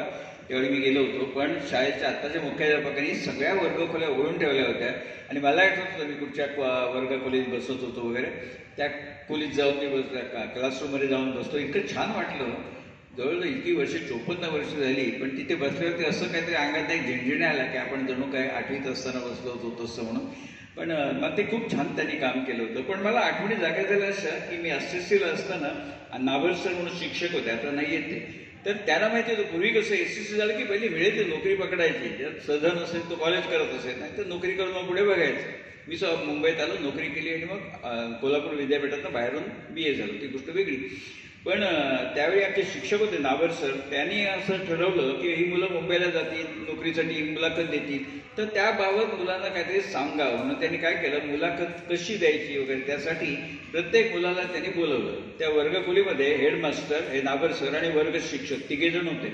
तर त्यांनी मुलांना बोलून एक एक प्रश्न विचारला, म्हणजे मुलाखत कशी द्यायची त्याचं सवय व्हावी मुलांना. म्हणून आम्ही मूर्ख होते वेळी, आत गेलेला मुलगा आला नाही की त्याला विचारायचं काय विचारलं तुला, आता त्याला काय विचारलं ते मला थोडंच विचारणार आहे, प्रत्येकाला वेगळं विचारणार आहे. पण त्यावेळी तेवढी बुद्धीची पोचच तेवढी होती. तर मी गेलो, माझी टर्न झाली, मी आत गेलो, सरांनी विचारलं, ते समोर भिंतीवर कॅलेंडर आहे, ते काय, तर म्हटलं गणपती काहीतरी लिहित आहेत, ऋषी काहीतरी सांगतायत असं ते म्हणलं, ते मलाही दिसतंय, पण ते गणपती काय सांगताय, ऋषी कोण आहे, म्हटलं नाही मला माहिती. त्यावर त्यांनी मला रागावलं नाही, पण एवढंच त्यांनी सांगितलं, म्हणजे कुठे कळलं की आपण कुठे कमी पडतो.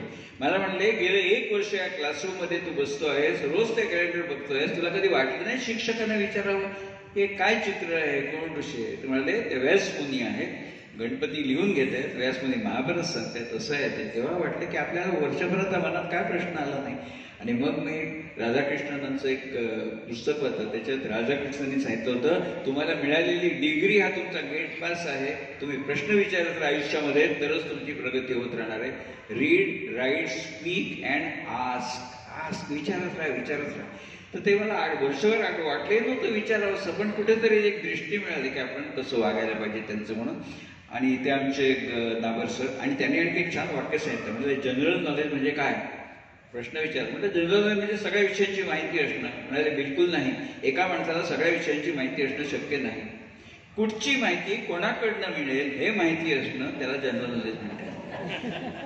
त्यामुळे आता मी मराठी विज्ञान परिषदेला अनेक वेळा मी मेल पाठवून प्रश्न विचारतो, कारण कुठच्या प्रश्नाचं उत्तर कोणाकडे मिळेल, काही प्रश्नांची उत्तर त्यांच्याकडेच मिळत असतात.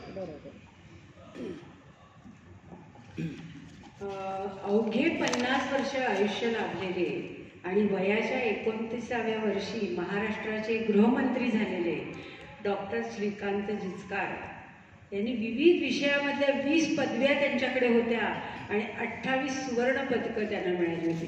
त्यांच्या नावापुढे तर 3-4 ओळी डिग्र्याच लिहिलेल्या असायच्या, इतक्या त्यांच्या डिग्र्या होत्या. तर अशा ह्या थोर व्यक्तींसह अनेक नामवंतांनाही तुम्ही भेटलात, तुम्हाला भेटायची संधी मिळाली. मग मला असा प्रश्न पडतो की एवढ्या मोठ्या व्यक्तींना तुम्ही सहजासहजी कशी काय तुमची भेट होत असेल, म्हणजे तुम्ही जिचकारांना सुद्धा भेटलात, त्यामुळे मी तुम्हाला विचारते की कशी काय अशी पटकन भेट मिळते तुम्हाला, आणि कशी काय तुमची म्हणजे कसं तुम्ही त्यांना भेटत असाल. कसंही मी लहान माणूस आहे, पण या सगळ्या व्यक्तींना भेटायला मिळालं याचं कारण माझ्याकडे किल्ली होती आणि त्या किल्लीचं नाव होतं बॉम्बे स्टॉक एक्सचेंज. त्यामुळे कोणाला फोन केला ना, मी पहिलं सांगायचं, नमस्कार मी चंद्रशेखर ठाकूर बोलतोय बॉम्बे स्टॉक एक्सचेंजमधून. आता समोरच्या माणसाला बॉम्बे स्टॉक एक्सचेंजला कोणतरी बोलतोय म्हटल्यावरती तो ऐकायच्या मनस्थितीत असणारच ना. नुसतं सांगितलं असतं नमस्कार मी चंद्रशेखर ठाकूर बोलतोय, मग कदाचित समोरून उत्तर येतं कोण ठाकूर. अनेक लोकांना असते असेच आहे, कोण ठाकूर, अरे नीट विचारा झालं कोण ठाकूर बोलतोय. मला लोकांचा फोन आला, काय काय लोक सोन आहे कोण बोलताय, मी सांगत नाही, ठीक आहे मी चंद्रशेखर ठाकूर बोलतोय, सांगायला कोण ठाकूर. पण बॉम्बे स्टॉक एक्सचेंजला बोलतो म्हटल्यावरती मनुष्य ऐकायच्या मला सेरीत असतो. श्रीना पेंडसे लेखक, त्यांना मी फोन केला, कारण मी गारंबीचा बापू बघून एवढा प्रभावित झालो, अस्वस्थ झालो की नाटक बघितलं, कादंबरी वाचली होती गारंबीचा बापू. त्यांना मी फोन केला, त्यावेळी लँडलाईन होत्या, मोबाईल वगैरे नव्हती. म्हटलं मला आपल्याला भेटायचं आहे सर, या संध्याकाळी मी काय बाहेर पडत नाही, या कधी 6 वाजायच्या पुढे या. तर मी आधी सांगितलं होतं मी चंद्रशेखर ठाकूर बोलतोय बॉम्बे स्टॉक एक्सचेंजमधून, तुम्ही या 6 वाजता. म्हणून चंद्रशेखर 1 मिनिट हा, मला शेअर बाजारातलं काय कळत नाही, हा या तुम्ही. म्हटलं सर मला शेअर बाजाराबद्दल बोलायचंच नाही, तुम्हाला नमस्कार करायचं आहे फक्त. तर गेलो त्यांना नमस्कार केला. आता झाल्यावरती मनुष्य असं म्हणणार काय, नमस्कार झाला जा आता बस काय करता. 1.5 तास ते वेळेशी बोलत होते वेगळ्या विषयावरती. तर ते बॉम्बे स्टॉक एक्सचेंज जिचकर साहेबांचा मी फोन केला आणि चंद्रशेखर ठाकूर बॉम्बे स्टॉक एक्सचेंज गेलो त्यांना भेटायला. काही शेअर बाजाराचं बोलणं झालं नव्हतं, पण गेल्यावरती कळलं की ह्या माणसाचे आदर्श जे म्हणतात ना, त्याही म्हणाला ते विद्वान तर होते, पण संस्कार त्यांच्यावरती एवढे होते ना. त्यांनी एका पुस्तकात लिहिलं आहे की त्याच्यावेळी 29व्या वर्षी गृहमंत्री झाले, 29व्या वर्षी गृहमंत्री महाराष्ट्राचा. आणि त्यावेळी त्यांनी दिलं की सोमण साहेब म्हणून पोलीस कमिशनर होते. पोलीस कमिशनरांचं वय होतं 58 वर्ष, रिटायर्ड व्हायला आलेले होते आणि 29 वर्षाचे पोलीस कमिशनर कोणा रिपोर्टिंग करतो, गृहमंत्र्यांना. तर प्रथेप्रमाणे सोमण साहेब पोलीस कमिशनर ते गेले जितकरांना भेटलं की सॅल्यूट मारत असत. जितकरांनी लिहिले की मला खूप अस्वस्थ वाटायचं, माझ्या वडिलांच्या वयासाठी सॅल्यूट मारतात मला. मी त्यांना अनेक वेळा सांगितलं, सर तुम्ही मला सॅल्यूट मारू नका. तर त्यावेळी सोमण साहेब म्हणाले, हा प्रोटोकॉल आहे, उभे सोडून द्या, मी कमिशनर आहे, तुम्ही बॉस आहात. पण ते म्हणाले की मला खूप अस्वस्थ वाटायचं. पण सोमण साहेब काय ऐकायला तयार नाही. ते प्रत्येक वेळी आले की सॅल्यूट मारायचे. मग म्हणाले मीच उपाय शोधून काढला. सोमण साहेब कॅबिनमध्ये या दार उघडलं कॅबिनचं, आले की मी उठून उभा राहत असे. सोमण साहेब आले की त्यांना खुर्ची असतातच, ते बसले की मग मी बसत असे. मीटिंग झाली की पुन्हा सोमण साहेबांना सोडायसाठी केविनच्या दारापर्यंत जात असे. हा संस्काराचा भाग झाला. मी त्यांनी त्याचा मार्ग शोधून काढला. म्हणजे माणसामध्ये किती मोठेपण असतो. त्या उलट हल्ली बघा ग्रामपंचायतीमध्ये 25-26 वर्षाची पोरं ग्रामपंचायतीमध्ये निवडून येतात आणि ग्रामसेवक असतो तो 60 वर्षाचा 58 वर्षाचा असतो आणि 25 वर्षाचा निवडून आलेला लोकसेवक जनतेचा प्रतिनिधी आमच्या गावात भेटलं देवगडला, ए खरे त्याचं त्याला काम करून टाक रे. अरे तुझ्या वडिलांच्या वयाचा मनुष्य का मस्ती असते, मी निवडून आलेला. संस्कार नाही. त्यामुळे जिचकर साहेब आणि यांच्यात हाच खरा फरक असतो. मी पण बरेच वेळा त्यांच्याबद्दल ऐकलेलं आहे आणि वाचलेलं आहे. आता नामवंत व्यक्तींना तर तुम्ही भेटलातच, पण तळागाळातील माणसे असं आपण ज्यांना म्हणतो त्या लोकांशी पण तुम्हाला संवाद साधायला खूप आवडतं. मध्यंतरी एका रिक्षावालीचं तुम्ही मुलाखत पण केली होती ऑनलाईन. तर असा एखादी काही आठवण तुमच्याकडे आहे का जी तुम्ही कधीच विसरू शकणार नाही? तर अशी तळागाळातली एखादी व्यक्ती तुम्हाला भेटलेली आहे ची आठवण. कसं आहे, प्रत्येकाकडनं खूप खूप शिकण्यासारखं जाणून घेण्यासारखं असतं. ताई म्हणाल्या मनीषा म्हात्रे म्हणून रिक्षा चालिका आहे जयसरला, त्यांची मी मुलाखत घेतली. रिक्षा लावून त्या वेशामध्ये आल्या होत्या.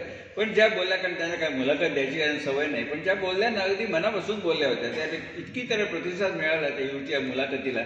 छोट्या छोट्या गोष्टी त्यांनी सांगितल्या की लोक चांगली कशी असतात, वाईट कशी असतात, सगळं त्यांनी सांगितलं. तसं एकदा मी सुरतला गेलो होतो व्याख्यानाला. व्याख्यानाची वेळ होती रात्री 9 ते 12.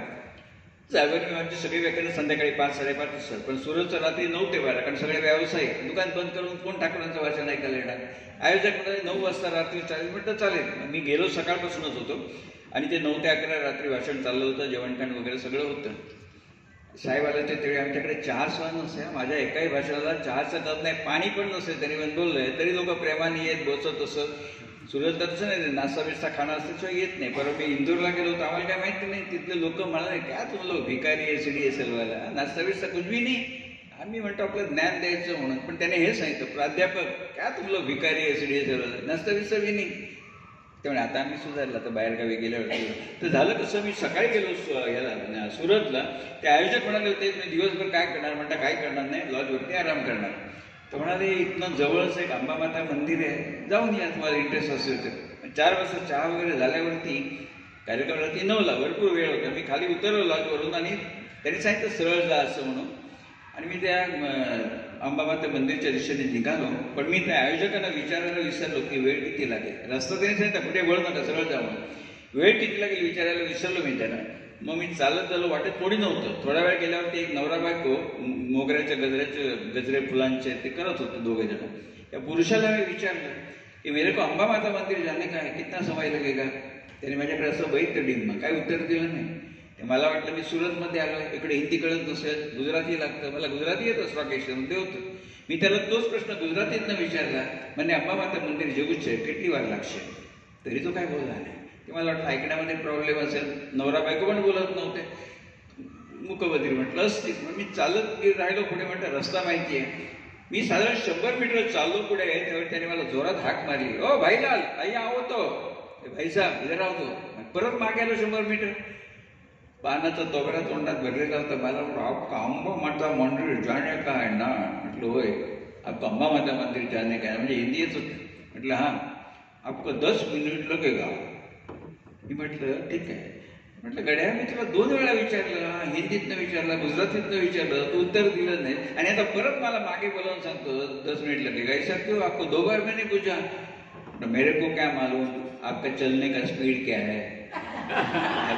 अभी मैंने देखा ये स्पीड से 10 मिनिट लगेगा. तात्पर्य की त्याने अनुभव घेतला आणि मग बोला. आपण अनेक वेळा अनुभव न घेता काहीतरी रिमार्क पास करत असतो. परवा माझा एक मित्र आणि मी बोलत होतो. आणखी एक माणूस आला, तो माझा मित्र. मी सहज ओळख करून दिली. तो मित्र तो थोडा आध्यात्मिक क्षेत्रातला वगैरे, तो माझ्या या मित्राला सांगतो, अरे आपण समाजाचं काहीतरी देणं लागतो, आपण जे मिळवतो त्यातला भाग, हे ज्याला तो पांडित्य सांगत होता तो मनुष्य आपल्या कमाईच्या 70% रक्कम आनंदवन सारख्याला देत असतो. तर तुला जर माहिती नाही तर त्याला भाषण कसं देतो, हा त्या कमाईचं 70% देते. उगीच आपण अनुभव नसताना बोलत असतो. ते मी धडा घेतला की अनुभव घेऊन तरी सांगितलं 10 मिनिट लागेल का म्हणून. मध्यंतरी तुम्ही यूट्यूबवरती एक कार्यक्रम केला होता, पुणे तेथे काय होणे. तर तो कार्यक्रम करण्यामध्ये तुमचा काय हेतू होता? कसं होतं, पुणेकरांना थट्टेचा विषय असतो सगळ्यांचा. माझा अनुभव असा की पुणेकरांच्या बद्दल मला प्रचंड चांगले अनुभव आले. एकही वाईट अनुभव आत्तापर्यंत आला नाही. पहिले लोक मला सांगत की पुण्यामध्ये कोणी दाद देत नाही. बिलकुल नाही. मी मराठा चेंबरला कार्यक्रम केला पहिल्यांदा, त्यावेळी लोक दाद सोडा इतके प्रतिसाद होता की स्टेजवर येऊन बसले होते. शेवटी सांगायला लागलं प्रोजेक्टरच्या पुढे आता पुरे म्हणून मांडी घालून स्टेजवर बसलो, एवढा प्रतिसाद होता. त्यावेळी पुण्याचा अनुभव काही नाही. एकदा तुम्ही पुण्यामध्ये गेलो होतो त्यावेळी मी काय करायचं, माझं भाषण सुरू व्हायच्या आधी साहेबांकडे व्हायचं असेल, माझ्या टीव्हीवर झालेल्या मुलाखतींच्या व्हिडिओ लावून ठेवायचा मी. साहेब आता सांगतो त्याचं कारण असं असेल की त्यातही माहिती मिळते लोकांना, आणि लोक आधी अर्धा तास येऊन बसलेले असत, नाही तर वेळ कधी होणार बघत बसतात, रमतात ते. आणि दुसरा हेतू असा असतो की हा वक्ता टीव्हीवरती आहे म्हणजे अंडू पांडू नाहीये, काहीतरी मनामध्ये ते एक मार्केटिंगचं तंत्र असतं. त्यामुळे फाजीलपणाने कोणी प्रश्न विचारत नाही. तर मी पुण्याला गेलो होतो, ती व्हिडिओ चालू होता, 10 वाजल्यावरती व्हिडिओ बंद केला मी आणि स्टेजवर चढलो. ते ग्रस्त म्हणाले, थांबा चांगली माहिती आहे, जरा राहू दे. म्हटलं साहेब सॉरी, की माझा कार्यक्रम 10चा आहे, 10ला सुरू होईल. तुम्हाला आवडलं, मला बरं वाटलं, फक्त एक करा, कार्यक्रम संपल्यावरती तुमचा पत्ता मला द्या.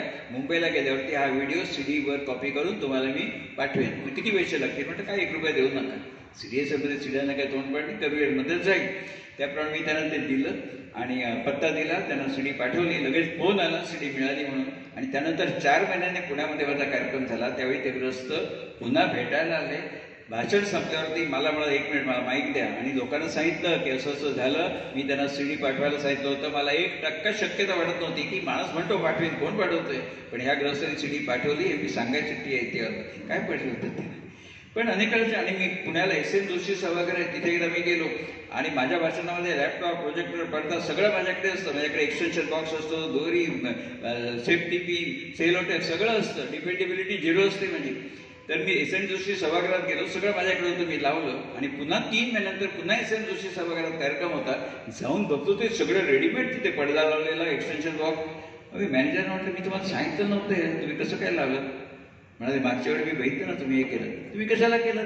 आम्ही भाडं घेतो ना, आमच्याकडे सगळं असं सांगायचं ना. म्हटलं तुम्हाला सांगणार असेल नसेल म्हणून मी आणलं, पण काय त्या माणसाला पडलं होतं, आमच्याकडे आहे, आम्ही पैसे घेतो, आम्ही सगळं देणार नाही. अशी अनेक चांगली माणसं भेटली. फक्त काय होतं की त्यांची परिभाषा समजून घेणं ना. आम्ही अहमदनगरला गेलो ना कोणाच्या ऑफिसमध्ये, की ते लोक आपली खुर्ची देतात बसायला, तर आपण मुंबईचे पण माणसं काय करतो, कोणत्या ऑफिसमध्ये गेले ते समोर बसवणार, त्याच्या खुर्चीवर कशी बसणार, तरी ते उठून आपल्याला हात धरून तिथे बसवतात. त्यांचे ते कल्चर आहे की पाहुण्याचा हा बहुमान आहे, तिथे बसवणार. आपल्याला ते चमत्कारी पडते. तसं अनेक ठिकाणी काय होतं की त्याच्या तिकडचं जे कल्चर असतं ना, जसं आपण अमरावतीला मी गेलो होतो, मी ज्यावेळी भाषण करायला जातो ना व्याख्यानाला, त्यावेळी माझं लॉज नेहमी रेल्वे स्टेशनच्या बाजूला असेल अशी काळजी घेतो, किंवा एसटी स्टँडच्या बाजूला. कारण मला व्यसन कसं नाही, फक्त सकाळी उठायला चहा लागतो, जो एसटी स्टँड आणि रेल्वे स्टेशनच्या समोर 24 तास टपरीवाला असतो. त्यामुळे माझं लॉज नॉर्मलीच. आणि मी शक्यतो असाही प्रयत्न करतो की लॉज आणि कार्यक्रम स्थळ जवळ असावं, म्हणजे प्रसंगी रिक्षाचा संप झाला, मला चालत तरी जाता आलं पाहिजे. तर एकदा मी अमरावतीला गेलो होतो, आयोजकाला विचारलं, बाबा हॉल किती लांब आहे लॉज पासून? तुला जास्त नाही, 2 किलोमीटर. म्हटलं ठीक आहे, इमर्जन्सीला चालू शकतो 2 किलोमीटर. मी त्याला विचार किती अंतर आहे, मला 2 किलोमीटर आहे म्हणून. हाच प्रश्न मी कोकणामध्ये विचारला. ते कोकणामध्ये आमच्या काय सांगतात माहिती आहे, जास्त नाही रे, 100-125 पावलं आहेत म्हणून सांगतात. तो सांगतो किलोमीटर, असं तो पावलं म्हणून. आता तोच प्रश्न मला सांगा, आपण जर मुंबईकरांना विचारला, तर मुंबईत आपण कोणाला विचारलं, हे तुमचं घर किती अंतर आहे स्टेशनपासून, आपण काय सांगतो, जास्त नाही रे, 8 मिनिटं 10 मिनिटं. म्हणजे तो किलोमीटरमध्ये अंतर मोजतो, हा पावलामध्ये मोजतो. आम्ही मुंबईकर मिनिटामध्ये अंतर मोजतो. आणि पुण्यामध्ये मी एकदा सिंहगडला गेलो होतो, त्याला विचारलं आयोजकाला किती लांब आहे, रिक्षाचे 32 रुपये होतात. म्हणजे तो अंतर रुपयामध्ये मोजतो. हे एकदा आपल्याला कळलं ना, की मग काय आपल्याला अडचण येत नाही. फक्त ते समजून घेणं आवश्यक असतं. बरोबर. आता तुमच्या थोडंसं बालपणाकडे येते. मगाशी तुम्ही उल्लेख केलात नाबर सर, गणपती, व्यासमुनी आणि जनरल नॉलेज हे सगळे किस्से तुम्ही सांगितले. म्हणून तुम्हाला विविध क्षेत्रामधलं ज्ञान आहे हे आम्हाला सगळं दिसून येतं. आता आमच्या तर बोरिवलीच्या संघामध्ये वजिऱ्याच्या असं नेहमी म्हणतात की ठाकूर सरांना कोणताही विषय द्या त्याच्यावरती ते 2 तास बोलू शकतात, असं ते सगळ्यांचं मत आहे असं संघातल्या लोकांचं. तर बोला आता याच्याबद्दल काहीतरी. आता पुरणपोळीबद्दल बोला ना काहीतरी. नाही, तुम्ही सांगितलं सगळ्या विषयात असं काही ऐकलेलं असतं, वाचलेलं असतं, त्याच्यात बोलायचं. व्याथोड सिस्टम जगत सर्व म्हणजे आपलं ओरिजिनल काहीच असत नाही, कुठं तरी ऐकलेलं असतं ते बोलत असतं. आता तुम्ही म्हणता पुरणपोळी कशी करायची, मी थोडंच बोलू शकणार नाही बोलू शकणार नाही. लोक प्रेमापोटी बोलतात, आपण डिस्काउंट पकडायचं असतं. पण काय होतं की शाळेत असताना तुम्हाला सांगतो मी शांत होतो, बावळट होतो खरा, कारण लोक त्याला शांत म्हणतात, खरा बावळट होतो. याचं कारण कमालीची गरिबी असली की आपोआप न्यूनगंड येतो. आमची शाळा लांब होती, शाळा होती घरापासून 4.5 किलोमीटर आणि खुद्द देवगडला राहणाऱ्या मुलांची दादागिरी असते का ते तिथे राहणारे, आम्ही फालतू 4.5 किलोमीटरवरून येणार, आमच्याशी बोलत पण नसत. त्यामुळे शाळेत असताना मी अतिशय शांत होतो, बावळट होतो. आणि कसं झालं की गाणं आहे बघा, एका तळ्यात होते बदके पिले सुरू एक, तसा ना त्या होते कुरूप वेडे पिल्लू, तशी माझी अवस्था होती. मी कधी शाळेमध्ये प्रश्न विचारत नसे, शंका विचारत नसे. एकदाच फक्त 6वीत असताना बहिणाबाईंच्या ओव्या शिकवत होते सर, त्यावेळी आम्ही सर म्हणत असो मराठी शाळेत, गुरुजी शिकवत होते. तर त्यांनी सांगितलं की बहिणाबाईंच्या ओव्या किती छान आहेत. माय म्हणता म्हणता होटा लागे बिडे, माय म्हणताना माय जवळची म्हणून ओठ लागतो, आणि सासू म्हणता म्हणता गेला तोंडातून नवारा, सासू दूरची म्हणून ओठापासून ओठ लांब जातो. खूप बरं वाटलं त्यावेळी. पण काय कोणतं नाही, लगेच मनात आलं, माझ्या 6वीत होतं मी, माझ्या लगेच मनात आलं सासू दूरची म्हणून ओठापासून ओठ लांब जातो. आई म्हणताना पण ओठापासून ओठ लांब जातो, मग आई जवळची कशी? शिक्षकांना विचारलं, मला वाटतं तर कौतुक करते, शाबासकी देते, हा कसं काय तुझ्या लक्षात आलं? काय नाही, त्याने मला बोलवलं आणि एक कानपडत नाही. मला म्हणाले बहिणाबाईची चूक काढतोस, हा तू मोठा का बहिणाबाई मोठी? आता इथं प्रश्न कुठे येतो बहिणाबाई लहान मोठीचा? पण म्हणजे मुलांना आता किती मुलांना मानसशास्त्र मुलांचं आहे काय कानपडत माटे, तिथपासून कोणगाठ की आपण कधी प्रश्न वगैरे विचारायचा नाही. आणि खरोखर बाळगत होतो. 8वीत असताना तरी बीजगणिताचा विषय 8वीत सुरू झाला. 6वीपर्यंत मी कधी बोललोच नाही, त्यामुळे त्या बाईला माहीतच नाही कोण ठाकूर नाही कोण काय. 6वी परीक्षा झाल्यावर ते पूर्वी कसं करत पेपर देत असत, वार्षिकचे देत असत, 6वीचे पेपर तपासून देत असत. तर बाई भिडेबाई म्हणून त्या पुष्पा भिडे ठाण्यातच त्रास होत्या त्या, इथे ठाणे पूर्वेला मेघदूतमध्ये, आताच बारल्या त्या. तर त्या आम्हाला शिक्षिका होत्या, त्या गट्टा घेऊन आल्या पेपराच्या आणि आल्या आल्या विचारल्या नाही, चंद्रशेखर ठाकूर कोण आहे रे? मला वाटलं मी पेपर फालतू लिहिलाय, सगळं चुकीचं आलंय, आता हजामत करतील की वर्षभर मी शिकवला लक्षात कुठे होतं असं करून बोलतील, म्हणून मी आमच्या थरथर कापायला लागलो, उभा राहिलो. आणि त्याही काय बोलल्या नाही, 1-2 मिनिटं शांत राहिला. माझ्या मनात हेच विचार, आता सांगतील घरी वडिलांना बोलून घे, तुला काय कळत नाही, काय गेलं नाही बरोबर. उभं राहिलं. त्यांनी सांगितलं सगळ्या मुलांना, ह्याचा पेपर एकदा बघा कसा लिहायचा असतो ते. आणि त्या 50 पैकी मला 49 मार्क मिळाले. पण गंमत म्हणजे मलाच कळत नव्हतं की मी पेपर लिहिलाय, कारण गाईड नव्हतं घरामध्ये, गाईडला परवानगी नाही, परवडत नव्हतं, त्यामुळे आपली उत्तरं बरोबर का चूक हेच कळत नव्हतं. तेव्हा अशा प्रकारे होतं. पण नंतर कसं झालं, मग एक कविता वगैरे. आता बहिणाबाईंचा दूरदर्शनवर एक छान कार्यक्रम झाला होता, त्याच्यामध्ये मला वाटतं उत्तराताईंनी ती छान गाणी म्हटली होती. त्यामध्ये एक बघा की छान आहे की बहिणाबाई दळत असतात आणि त्यांना बाहेरची आठवण येते आणि आपसूक त्यांच्या तोंडात ओळ्या बाहेर पडत असतात. त्या ओळ्या बाहेर पडत असताना दळत असताना एक बैरागी येतो आणि तो अलग निरंजन करून भिक्षा मागतो. बहिणाबाई एवढ्या गुंगलेल्या असतात बाहेरच्या आठवणीमध्ये, त्यांचं लक्षच नाही. मग थोड्या वेळाने लक्ष जातं, मग त्या दळणं थांबवतात आणि घरात जाऊन तांदूळ आणून त्या बैरागाच्या झोळीत टाकतात. तर बैरागी जायला निघतो, पण जाता जाता जरा एक कोडी काढायची म्हणतो. बैरागी म्हणतो बहिणाबाईनं, माझं माहेर माहेर राहे सदा तुझ्या ओठी, मग माहेरून आली सासरीले कशासाठी? आणि तो गेला लग्न करून. मग पुन्हा दळायला बसल्यावरती त्यांना एकदम सुचलं, त्यांनी त्याला परत बोलवलं. पुन्हा ओळीमध्ये, दे रे योग्या ध्यान, ऐक काय मी सांगते, लेकीच्या माहेरासाठी माय सासरी नांदते. त्यामुळे बहिणाबाई मी एक चालतं बोलतो खरंच विद्यापीठच होतं ते खरं असं होतं. आणि अत्रे साहेबांची कविता पण मला आठवली. म्हणजे किती बावळटपणाचं उदाहरण सांगतो. त्या कवितेमध्ये असं होतं, माशी कपा चहामध्ये कषाय पेय पात्र पतित मक्षिके व्रत, चहामध्ये माशी पडते. अत्रे साहेबांनी पुढे त्या कवितेत लिहिलंय, अह आम्र फलमोसम येईल, आम्ही असू परितू नसशील, हे कुसालटी चोखुनी चोखुनी, तुझ विना परी जातील वाळुनी. त्यावेळेस वाटायचं की एक माशी मेली पण बाकीच्या माशा आहेत ना, मग असं काय लिहिलेलं आहे. पण पुन्हा ते शिक्षकांना विचारलं, प्रातिनिधिक स्वरूपात दिलं होतं, पण शिक्षकांना विचारायचं धाडच नव्हतं. खूप छान आठवणी आहेत सर. आणि लॉकडाऊनच्या काळामध्ये तर तुम्ही इतके उपक्रम सरांनी राबवले होते आमच्याकडे बोरिवलीमध्ये, की कितीतरी कार्यक्रम त्यांनी लॉकडाऊनमध्ये केले, नवीन नवीन वेगवेगळ्या प्रकारचे. आणि तेव्हापासून आज मराठी नाटकाची सौंदर्यस्थळं, चंद्र साक्षीला ह्या कार्यक्रमाची सुरुवात तेव्हाच झाली. त्याचबरोबर माझे गीततृप्ती या गाण्याची पण सुरुवात लॉकडाऊन काळापासूनच झाली. नाहीतर म्हणजे लॉकडाऊनचे काही आपल्याला फायदे काही तोटे असे झाले दोन्ही प्रकारचे. आणि सर तर आता ते शेअर बाजार वगैरे सगळं विसरून ह्या मनोरंजन क्षेत्राकडे वळले आणि अशा तऱ्हेचे कार्यक्रम आता सर करायला लागले. तर मगाशी आपण जेव्हा आलो तेव्हा एक कोण आपल्याला भेटल्या वाटेमध्ये, भगिनी एक भेटल्या आणि त्या म्हणाल्या, चेहरा नाही आठवत. हां, त्या म्हणाल्या की पणशीकरांचा एखादा संवाद सर म्हणून दाखवतील का. तर आपला खराच आजचा विषय गप्पा नाटक हा विषय नाही आहे आपल्या गप्पांचा, पण आपण प्रेक्षकांना मायबाप म्हणतो, त्यामुळे त्यांच्या इच्छेला मान देऊन प्रभाकर पणशीकर यांच्या नाटकामधला एखादा संवाद म्हणून दाखवा ना छानपैकी. अशोक पुणेमध्ये ते सुरुवातीला प्रिन्सिपल असतात आणि उत्तरार्धामध्ये स्मगलर झालेले असतात, इच्छेविरुद्ध.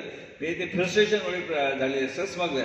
पण ते त्याच्यात रमण्याचा प्रश्नच नव्हता, तो त्यांचा प्रांत नव्हता, पण त्यांच्यावर अन्याय झालेला असतो, त्यांना तुरुंगावर घडवलेला असतो, म्हणून त्या रागापोटी ते स्मगलर होतात. पण कायम ते आत्महत्या जळत असतात, काय आपलं आयुष्याला वळण लागलं म्हणून. ते एक त्यांच्याबरोबर त्यांचा मित्र असतो शंभू महादेव, आपल्या चेतनरंजन कोल्हटकरांनी ती भूमिका केली होती. ते प्रभाकर पणशीकर अस्वस्थ असतात, तर त्यावेळी तो शंभू महादेव म्हणतो, विद्या वाटल्यास पायातलं खेटर काढून या वेड्या शंभूच्या थोबाडात हाण रे, पण कधी कधी तुझं खरं काय आणि खोटं काय तेच कळत नाही. त्यावर विद्यानंद म्हणतात, खरं काय आणि खोटं काय. बघ राज रस्त्यावरून संत सज्जनांची पाठ काढून धिंड निघाली, धिंड माडीतून सती सावित्री पतिव्रता डोळे मुडीत बसलेत. अरे बघ ठक पेंडारी हत्तीवरून साखर वाटत चालले, साखर. आणि त्यांच्या या पवित्र कार्यात विघ्न आणणारे विद्यानंद चौकात फासावर लटकले. आणि अशा मंगलघडीला तू मला विचारतोस खरं काय आणि खोटं काय. खरं एकच आहे रे शंभू, अजून माया मरत नाही, नाळ तुटत नाही, पाय सुटत नाही. का किती सुंदर सर, एकदम मुखोद्गत आहेत सगळे संवाद. तर आपल्या आयुष्यामध्ये अपेक्षाभंग बरेच वेळेला होतो, तसा तुमच्या आयुष्यामध्ये कधी अपेक्षाभंग झाल्याची घटना घडली का, एखादी आठवून पहा, आहे का काही? कसं आहे, आठवली मी जे अनेक पुस्तकं होती, त्या बेलसरे महाराजांचं पण एक पुस्तक वाचतं, त्याच्यात त्यांनी लिहिलेलं मला अजून आठवलं, अपेक्षा बाळगू नका, म्हणजे अपेक्षा बाळगायचं दुःख होणार नाही. लोकांचे झाल्याची मात्र अनेक उदाहरण आहेत. कसं झालं, माझं लग्न झाल्यावरती पूर्वीच्याकडे कसं लग्न झालं जावई वगैरे आलं ना की गावच्या लोकांना एक कुतूहलच आहे, आमच्याकडे घेऊन या जावयाला, आमच्याकडे घेऊन या. हल्ली कोणाला वेळ असत नाही, कोणाला काय फिकीर पडलेली असत. तर माझ्या सासूबाईंचं माहेर कोकणामध्ये, आमचं लग्न झालं, सासूबाई म्हणाल्या माझ्या माहेर एकदा आपल्याला जायचं आहे, म्हणतं जाऊया. एक वर्ष मी, सासूबाई, सासरे आणि माझी बायको चौघजण सासूबाईंच्या माहेरी गेलो कोकणामध्ये. तर आणि गेल्यावरती तिकडे काय कोण जाणे मलाही माहिती नव्हतं. सासूबाईंच्या माहेरी अशी बातमी निघाली, वदंता पसरली होती की उषा काकू, माझ्या सासूबाईंचं नाव उषा रायकर, उषा काकूंच्या जावयाची सही 100 रुपयाच्या नोटेवर आणि 1000 रुपयाच्या नोटेवरती येणार आहे, अशी वदंता तिकडे पसरलेली. मला माहितीच नाही, तर कोणी पसरली होती ते माहिती नाही.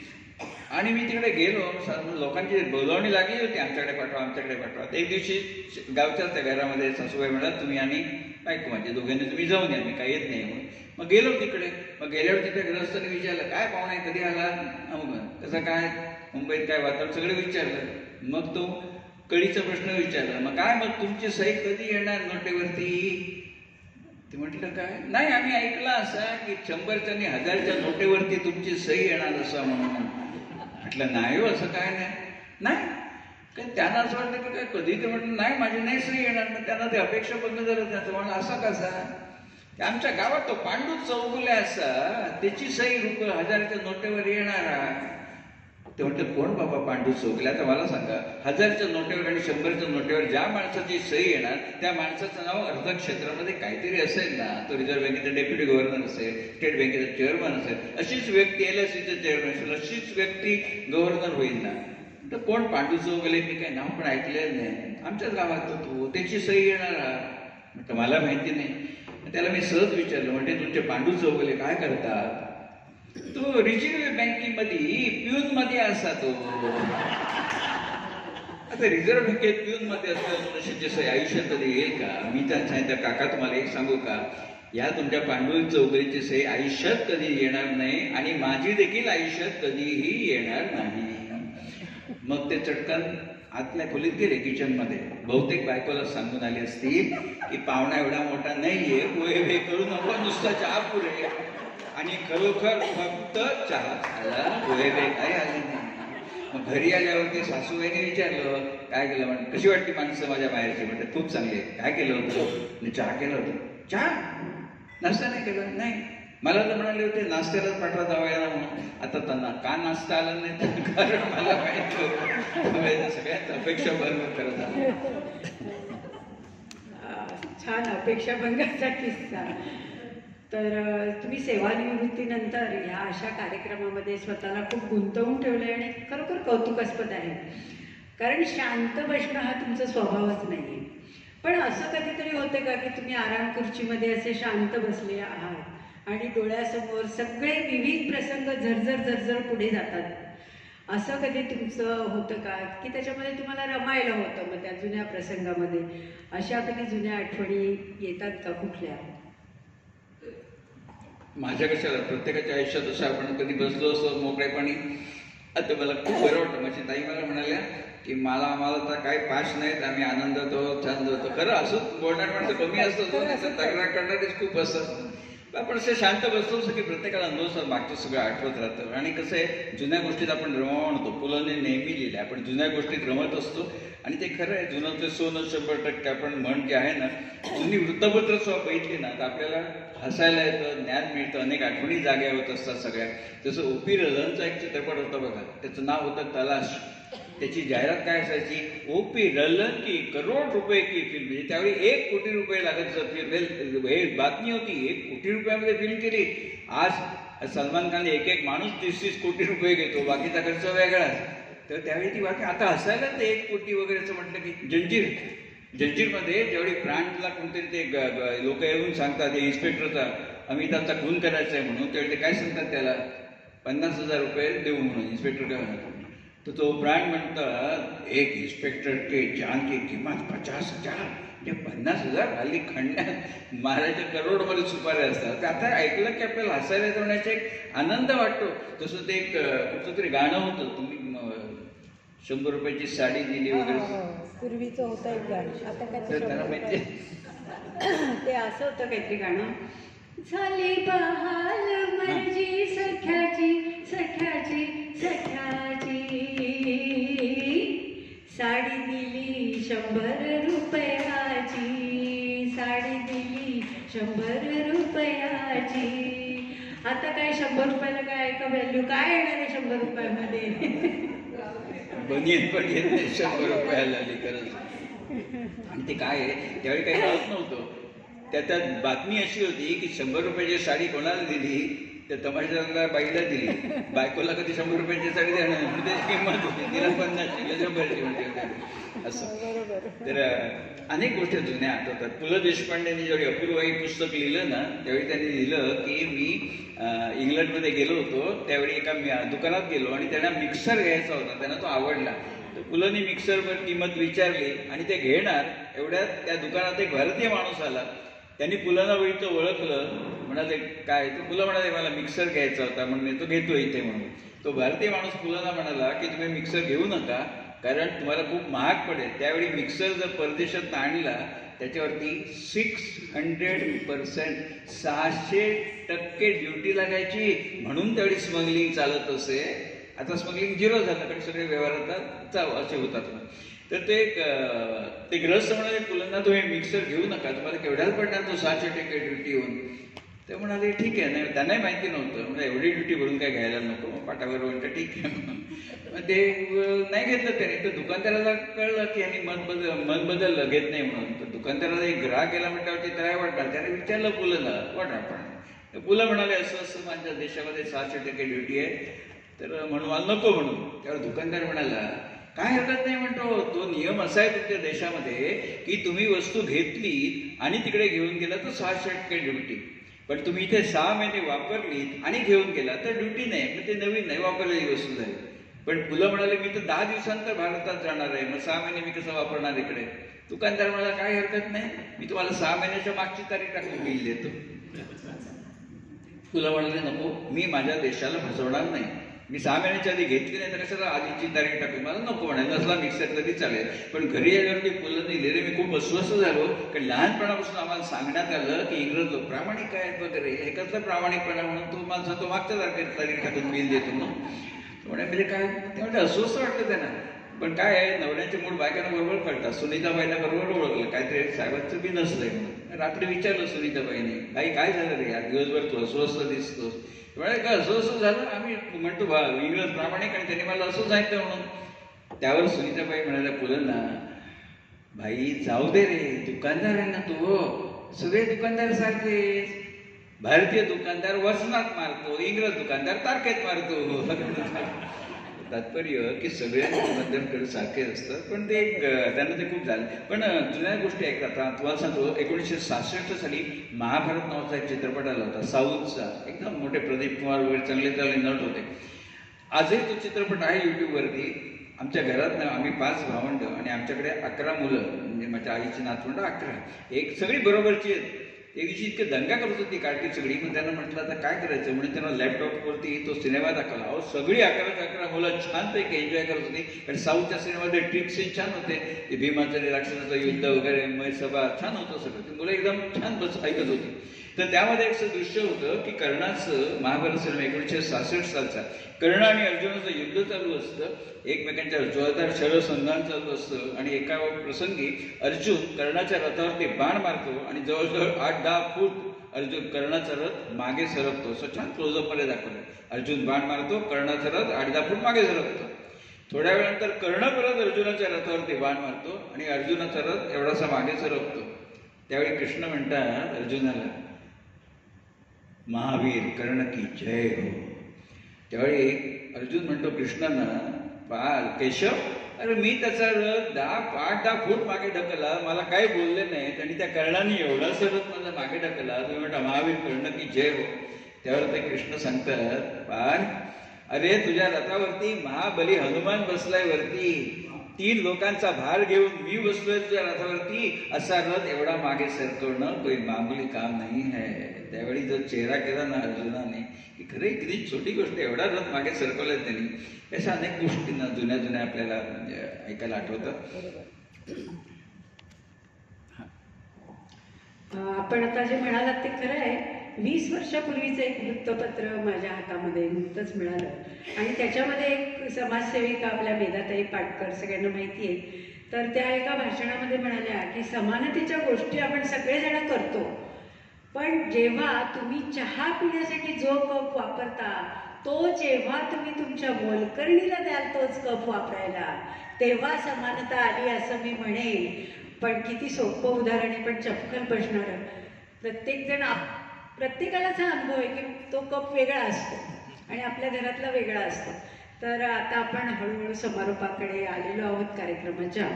तर पुन्हा एकदा सर्व कार्यकारिणीचे मनापासून आभार, जोशी साहेब आणि मॅडमचे पण आभार. खूप मजा वाटली इथे कार्यक्रम करताना, आवडलं आणि आपला सगळ्यांचा प्रतिसादही फार छान मिळाला. प्रत्येकाचे चेहरे वाचत होते सर बोलत होते तेव्हा. तर अतिशय खूप छान वाटलं आणि कार्यक्रम करायलाही मजा आली. कसं कसं आहे, माझ्या नाट्याच्या कार्यक्रमामध्ये ह्या निवेदिका असतात. मागच्या वेळी माधवी मसूरकर होत्या, कारण त्यांनीच हा कार्यक्रम आणला होता. म्हटलं तुम्ही करा. म्हणजे एक अष्टनायिका म्हणतात, माझ्याकडे 8 निवेदिका आहेत आणि ह्या सगळ्या कुटुंबवत्सल महिला आहेत ह्या, पण ती अडचण असते. त्यामुळे 8व्या त्यावेळी त्या आल्या होत्या. असं तर गीततृप्तीमध्ये मी निवेदन करतो त्यांच्या आणि माझ्या कार्यक्रमात त्या करतात. तर आज एक गाणं त्यांच्याकडं नक्कीच आपण गाऊन घेतो आणि त्यांना असं आवडतं. असं काही नाही की आज गाण्याचा कार्यक्रम नाही, मी नाही म्हणणार, मग तबला. आम्ही एक कार्यक्रम करतो, करावं करतो, कारण हे सगळे गाण्याचे कार्यक्रम ज्येष्ठ नागरिक संघात होतात, जिथे बजेटचा सवालच असत नाही. आता तबला पेटी म्हटलं की तबला पेटी, ते वाहतूक, त्यांची विधागी, बजेट केवढं वाढतं. करावं फुकट असतं, त्यामुळे आम्ही करावं करतो आणि ते चांगलं आवडतं लोकांना. तर एक जुनं, आपण सगळी जुनी मंडळी आहोत, सुहासिनी चित्रपटातलं एक गाणं आहे, जीव लगा कधी रे येशील तू, ते म्हणून आपण मग थांबूया इथे. पुन्हा कधी मिळालं तर आपण पूर्ण कार्यक्रम करू, काय अडचण नाही. 1.5 तासाचा कार्यक्रम छान असतो आणि त्यातली गाणी सगळ्यांना माहिती असलेली, सगळ्यांना आवडणारी असतात. हल्ली काय होतं, लोक विचार करत नाही समोर ऑडियन्स कोण आहे. मग ती पिकनिकची गाणी, इंग्रजी तालीची गाणी, आणि एखाद्या सिनेमामध्ये ते पेशंट, डॉक्टर आणि हे नर्स ती युनिफॉर्ममध्ये पिकनिक हॉस्पिटलपेक्षा काय म्हणजे दिग्दर्शक लोक कसं दाखवतात. तेव्हा अशी गाणी आम्ही निवडत नाही, सगळी जुन्या गाणी असतात, सगळ्यांना माहिती असलेली. तर आपण लावणार आहे काय हे लावलं, ब्लूटूथ आहे, ब्लूटूथ आहे का? तुम्ही हे करा. अच्छा, हां ब्लूटूथ चालू करते. ब्लूटूथ करा, तुम्ही कनेक्ट करा. केलं ब्लूटूथ चालू, हे केलं तर चालू करा. दाबू सिस्टीम येईल आमची. हां ही आली, ही MUS, हां MUS म्युझिक का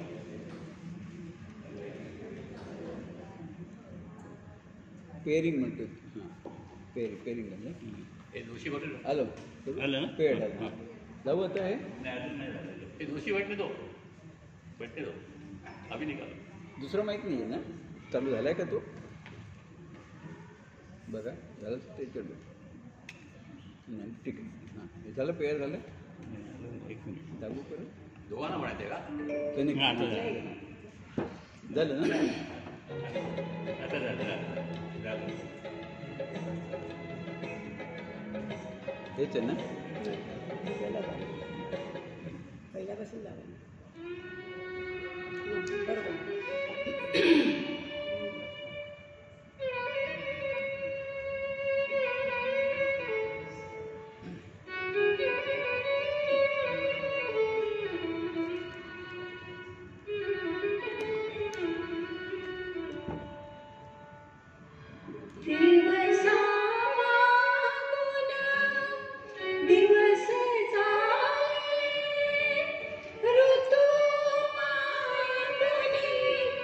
येतंय बरोबर.